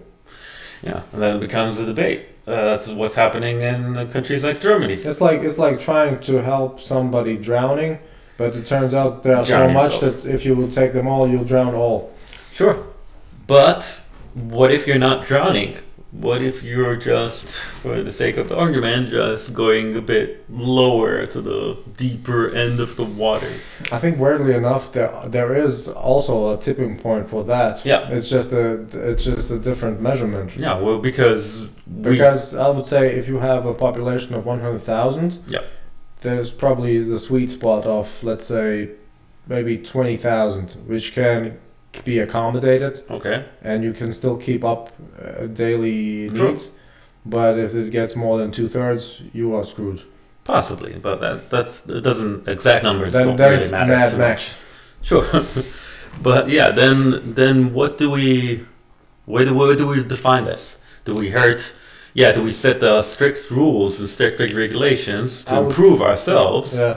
Or do we lower these standards to help others? Lowest which standards? Okay, Singapore for if they have a closed border, if they're not allowing immigrants, if they have a harder time for that, they might have a higher standard of living. Okay, which is good, I suppose, for Singaporeans. Yeah. But if we're not looking at it from a very nationalist point of view, it is worse for the society. It is worse for the world. The fact that you've created Singapore hurts others in many ways. I don't see your point at all, because the thing about the highest goal of being humanitarian is about people in desperate need that fell under conditions that weren't under their own control. What about which is a really, really small percentile of people. Okay, what about people who are just worse off? You don't have any obligation. It's like me saying, "Hey, look, man, my neighbor, right, you don't know him, but my neighbor wants to eat cake. Sure. Can you buy him a cake?" Sure. No, there's no obligation for you. You can do that if you want to, if you have the means to do that, but it's a totally different aspect of because assistance is one thing, helping is one thing, right? But But we do give money to homeless people. We do give money to beggars. We do that. Which might be the wrong thing to do, right? Because it might be actually the stimulating force for somebody to actually be on the street. At the same time, I think for beggars there's also a sweet spot, because if your needs are so low, sure, which means I only need 5 or 10 euros per day, right? Yeah. You think to yourself, should I go to work? Or maybe I can actually get those 5-10 euros in 2-3 hours. If that's possible, utilitarian. Okay. So yeah, you're sort of in the danger of creating a very robotic, built utopian nation. Not creating, admitting, or already admitting that we have that. Yeah. Yeah. Well, perhaps we have, but that's the question. If it goes back to what I was saying, is it better or is it worse than what? Than the other? If you live in the U.S., if you're possibly more open, possibly accepting more refugee, possibly accepting more social diversity, possibly helping the poor and the weak and those in need more than in Singapore. Oh, I would guess for the poor, there is more help in Singapore. There is, possibly. This is an example, okay? Well, but see, here's the thing. You're creating a more balanced society, though. We are talking about certain aspects of life that are pretty universal, right? and we are admitting the physical limitations that we might not actually establish all of them as nice as possible, but enough. Okay. So the minimum is enough, right? Define as you will, but there is a certain point for everybody. We say, all right, 2 kilograms of cake per day is fair enough. If you want the third, go outside and work. Right? So you have, let's say, 10 aspects of life, and then you go about, if I cannot take all of them to be the best, at least I have most of them. Okay. So, all right, I admit that sometimes it might be the last half, for others it might be the first half, for other countries it might be the middle. Right? But still, they get to choose utilitarian, right? It's utilitarian. You just try to weigh them against each other. Sure, it's a point of view. It doesn't necessarily... Oh, and by the way, you know what my solution is for most of the world's problems? To just take German-speaking governments and export them to outside countries. Germany has a bad history with exporting Germans to the rest of the country. Last time they tried that, it didn't work that out was an so Austrian, well. that wasn't German. Yeah, well, that was definitely German. Well, but what I mean is that I don't know any Germanic language country that is sort of worse off than most countries. I think at the moment, first of all, there are only 2 at the moment, so that's not really... No. Big enough. English is also a Germanic language. Oh, yeah, that's extending. That is extending, though. So what? But still, German, specifically. You're talking about the Germanic language or the Germanic people? No, Germanic language countries. But there's very little in common between the U.S. and Germany, other than the fact that both Germanic languages. U.S. was mainly initially, at least. Currently. Okay, I but still, know the history. Roots. I mean the roots. The U.S. is very much an immigrants' country and a mixed country, though. Also Germany at this point, to be honest. But their politics was influenced by probably the British most. Yes. The British were influenced by the Germans. Saxons as well. And, there you go. There you go. And the Romans. Yes. You can also go with Latin languages, might as well. I mean, I don't see not really a reason why you would go. I think after the Industrial Revolution, only the Germanic language-speaking countries have established themselves properly. Only. The rest is just maybe, but there's no data to support the fact that this wasn't random. There's no reason why the language would play such an important role. And it seems that it does. It might as well. In all likelihood, it is random. You have no reasoning that you can claim behind it. All right, so let me alter it. The best systems according to Western traditions, meaning the law systems, the government systems. Because again, Singapore is not a Germanic-speaking country, but they're also not a Western tradition. Okay, I agree with the Germanic languages sort of concept, I guess, but yeah, okay.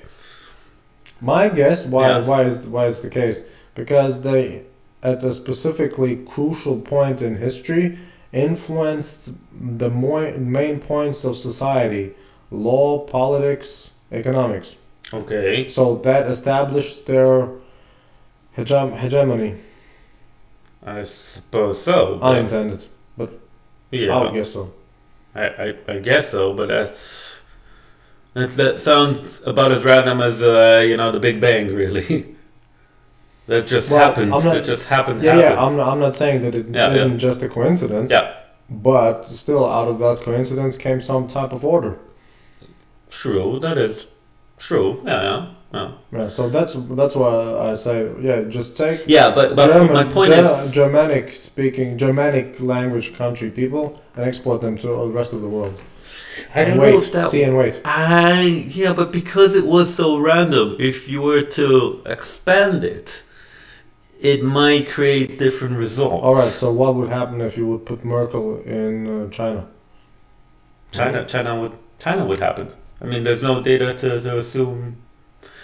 Okay, let's put it this way. Because when you're putting Merkel, you're not putting the fact that she speaks German doesn't matter. I mean the symbol of German. Yeah, but the language doesn't matter. The language has zero influence. I don't think so. I think every language has its own thinking pattern. There are more melodic, more phonetically pleasing sounding languages. I think there are languages who are more inclined to be related to mathematics. That's an interesting theory, but as far as I've heard, that's more about Asian languages. But yeah, I don't know why. I don't know. I can't see much reasoning behind that other than, again, Chinese alphabet is what? How many hundred thousands? Being more difficult and thus being difficult to tell. I don't know. But it's a different concept. I mean, it's the same with Arabs writing from right to left. Yeah, calligraphy, right? But yeah. It definitely changes a little bit because it develops other things. Well, the advancements of the letters? No, because languages are so built in many cases. You don't really learn a language as a first language. What do you mean? Well, you don't learn it grammatically so much as you are force-fed it as a child. Learning a first language and a second language are very different from each other. Yeah. And thus it doesn't require. Oh, but that's exactly my point. Your native tongue influences the way you think. You think the way your native language is built. I don't think so. You can take Latin America and Spain as examples. You can see definitely. I mean, the language isn't different at this point, but the differences between European Spain to Peru or to life in Chile can be very different. Not because of the language, but because cultural differences. Yeah, but that's what I mean. I think but the language doesn't unite them. The culture. The language never united them in such a way. Even within certain countries. You don't need to unite them. What I mean is they don't create, but they don't create common. The language establishes some type of behavior pattern, knowingly or unknowingly. It influences the way people think. That's my point, right? And so out of that comes either more progress or less progress.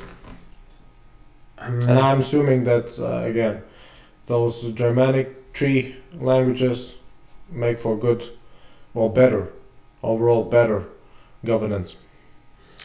But then why would they be better over Latin languages, let's say? Why? Yes.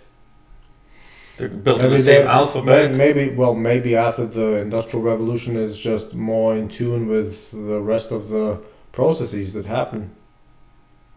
Culturally, socially. Yeah, but linguistically they're not different enough to create any advantage of one over another. Yeah, but that's the randomness. That's debate about whether or not the Old Town Road is a country. Okay. There is some type of border, but we don't know where. So yeah, at one point it might be not. Maybe it is. Yeah, but we can. It's the unknown known. Unknown factor that is in there. I can't see any. Yeah, that's what I mean. I don't see any. I'm just judging by the results. Yeah, but and assuming that the results were influenced by the language. It is not necessarily correct to judge by the result, though. Well, how else? It's like saying you shouldn't look at Usain Bolt for advice on how to run fast. That is, by the way, that can be true. It can be true because he doesn't necessarily know how to teach you how to run. But the logical assumption is he does something better than the rest. So the first point of inquiry would be to find that out if possible. Yes, but if you were to assume that Bolt is faster at running because he trains better, for instance. No, but if you were to assume that because he's Nigerian, right? I remember correctly, right? I think so. Jamaican. He's Jamaican. Definitely. Jamaican. Yeah, yeah. If you were to assume that he is faster because he's Jamaican, that might be the wrong conclusion. Yeah, because he's faster even than other Jamaicans. Yes, or because. But which Germanic language country is better than other Germanic-speaking countries? Well, depends how we go. Well, Yeah, how do we again, define better? the minimum is pretty good. The minimum is pretty good, but considering the similarity to other languages, especially Latin languages, you would have to assume randomness. Or the fact Or that the unknown factor. or the factor that makes them different from those Latin languages still. But you can look at them linguistically. The difference is not big enough to. No. The big enough is dependent on whether or not the results speak for themselves. No, you're going to conclusion and building upon that. You're not assumptions. looking. Assumptions. But you're not exactly. You might want to go for different assumptions. You might want to go. I'm not leaving other possibilities out. Yes. Yeah. Well, that's okay. That would maybe agree upon. I would say the fact that they speak Germanic languages is a random factor within what created that advancement, let's say. I would say that's very much random.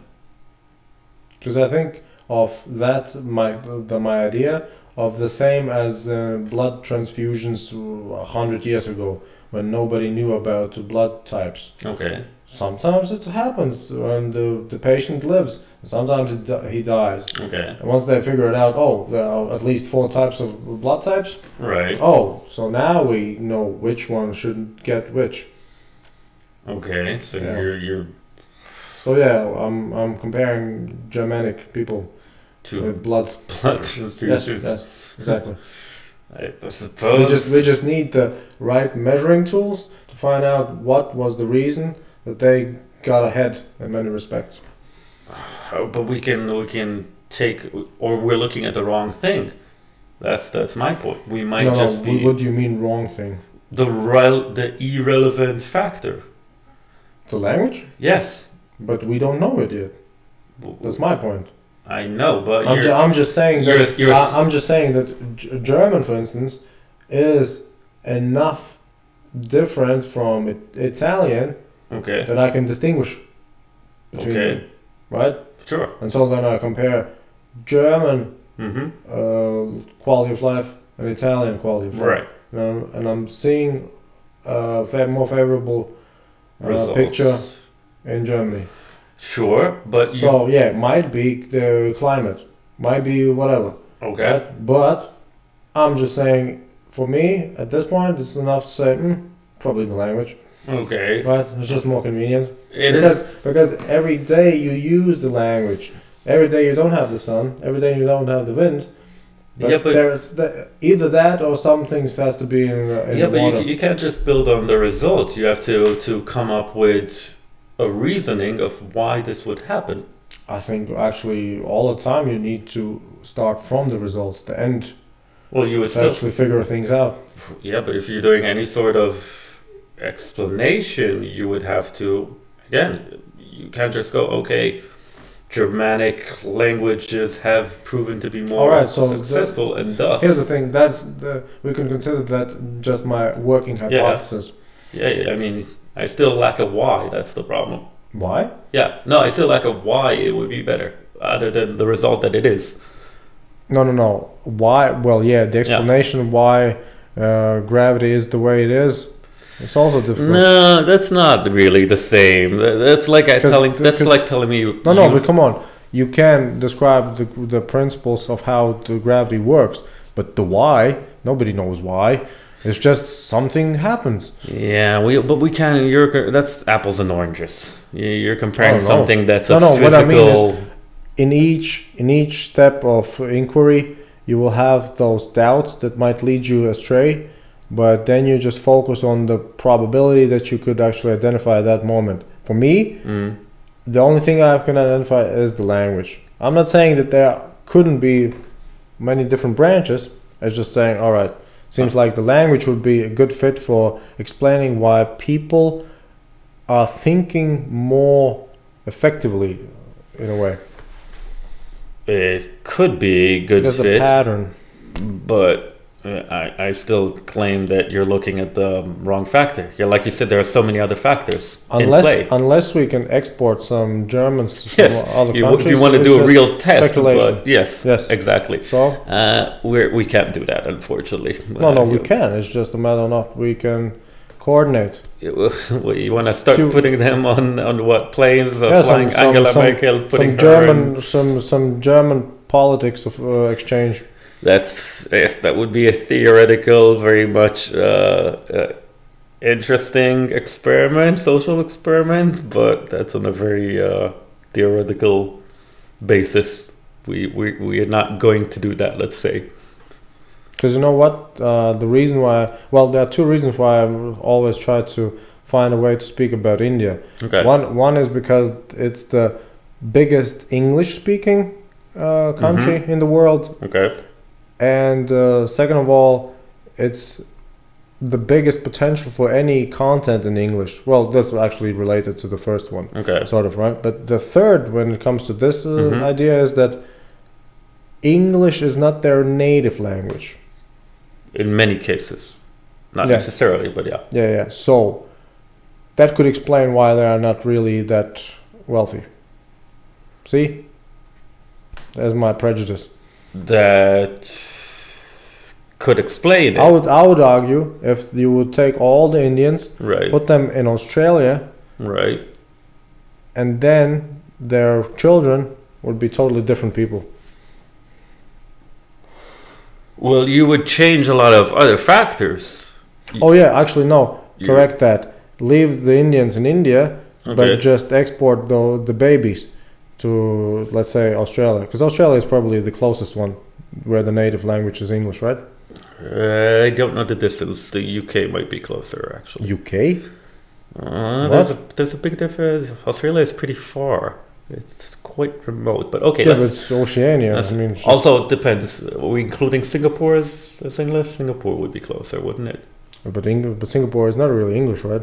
The official language is native. Native would be probably some local, but they are probably really proficient in what? English. Yes, it's an official language. Yeah. Singapore. But if we're talking about native, sure. And maybe it's not really related only to the Germanic languages. Maybe there are some components that attract also success, because probably Switzerland is the best example, right, of a successful country. Historically. Yes, Switzerland is a mixed country, though. Yeah, that's what I mean. Maybe it's not just Germanic, but also mixed in with some whatever. French? Italian? Yeah. Or it kind of would be further proof that it has very little to do with the language. Yeah, but think of it this way. Maybe if they wouldn't have mixed in Italian and French, maybe there would be only half of the successful. Yeah, but then you're throwing theories. That would be Austria. That would definitely. That would be Austria then. That would be. Austria is less successful than Switzerland, right? Generally speaking, really debatable. What?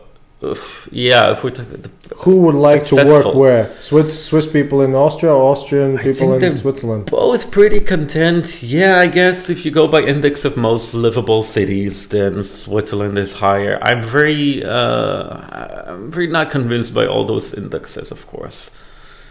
Why? But because they're very data driven. They're very It used to be the case where we weren't even able to distinguish a precise measurement for temperature, right? Yes. People just say, "Oh, it's really cold today." Yes. No, it's mildly cold today, right? And then people figured out, all right, let's just put numbers on them. But those the index of most livable cities, by the way, are not the same index as the most happiest people, by the way. That can be very mixed between those two. Those are not accurate. Those don't add up. Cities where the most livable do not necessarily have the happiest people. Yeah, but that was the case with I think Finland, because content was actually explained as happiness, right? Which might be true. Okay, because you cannot enjoy your life if you would have to worry about whether or not you can drink the water. Yeah, but there are other. I think Finnish people, Scandinavian people in general, right? They have a different baseline for measurement in general. Sure. Because but the standards, the lowest of the low is compared to everybody else so high. Still, I suppose so. But happiness is psychological in many cases. You know, Finnish people, if they conceive it as low, then they might be unhappy. It doesn't matter if it's true or not. But wouldn't you just measure the happiness in its most general understanding in the countries where the highest or lowest suicide rates are? Not necessarily. Or alcoholism, No. Those self-destructing behaviors. Definitely not alcoholism. Alcoholism is much higher in the Western world. Alright, so what about suicide? Suicide is a certain factor, but suicide, not necessarily, because suicide is a very extreme measure and one that is very social. Suicide? Yes, basically. But still, it's self-harming. Yes, but it's more evident also in a lot of Western countries because people are more individualist. In countries where society are closer linked together, there are lower suicide rates. And those countries might not be the happiest.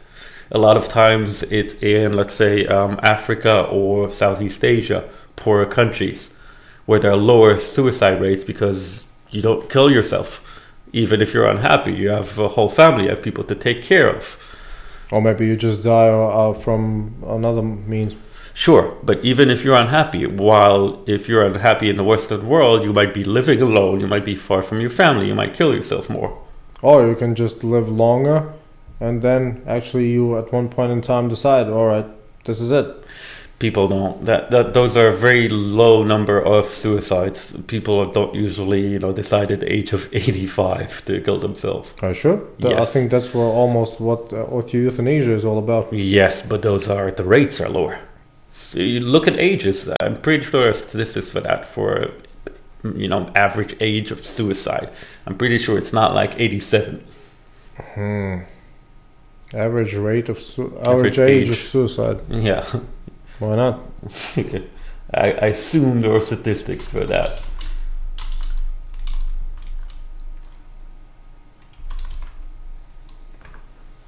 Average age of suicide victims. Suicide statistics. No,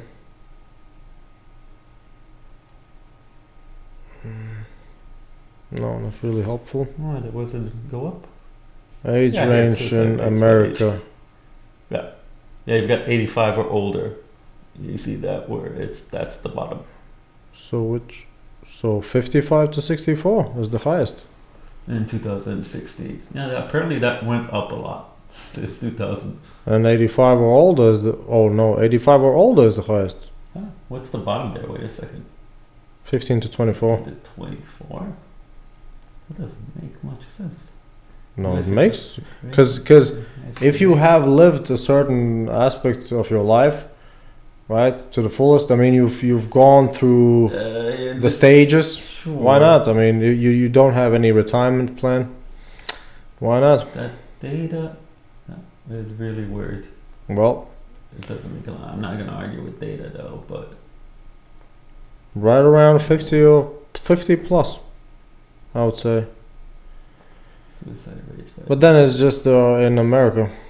That is true. See how prejudiced these statistics are? Blacks have lower suicides than whites. That makes sense. Even richer. Even though these are more oppressed. Well, I'm not sure. Are they? Adjusted age of this?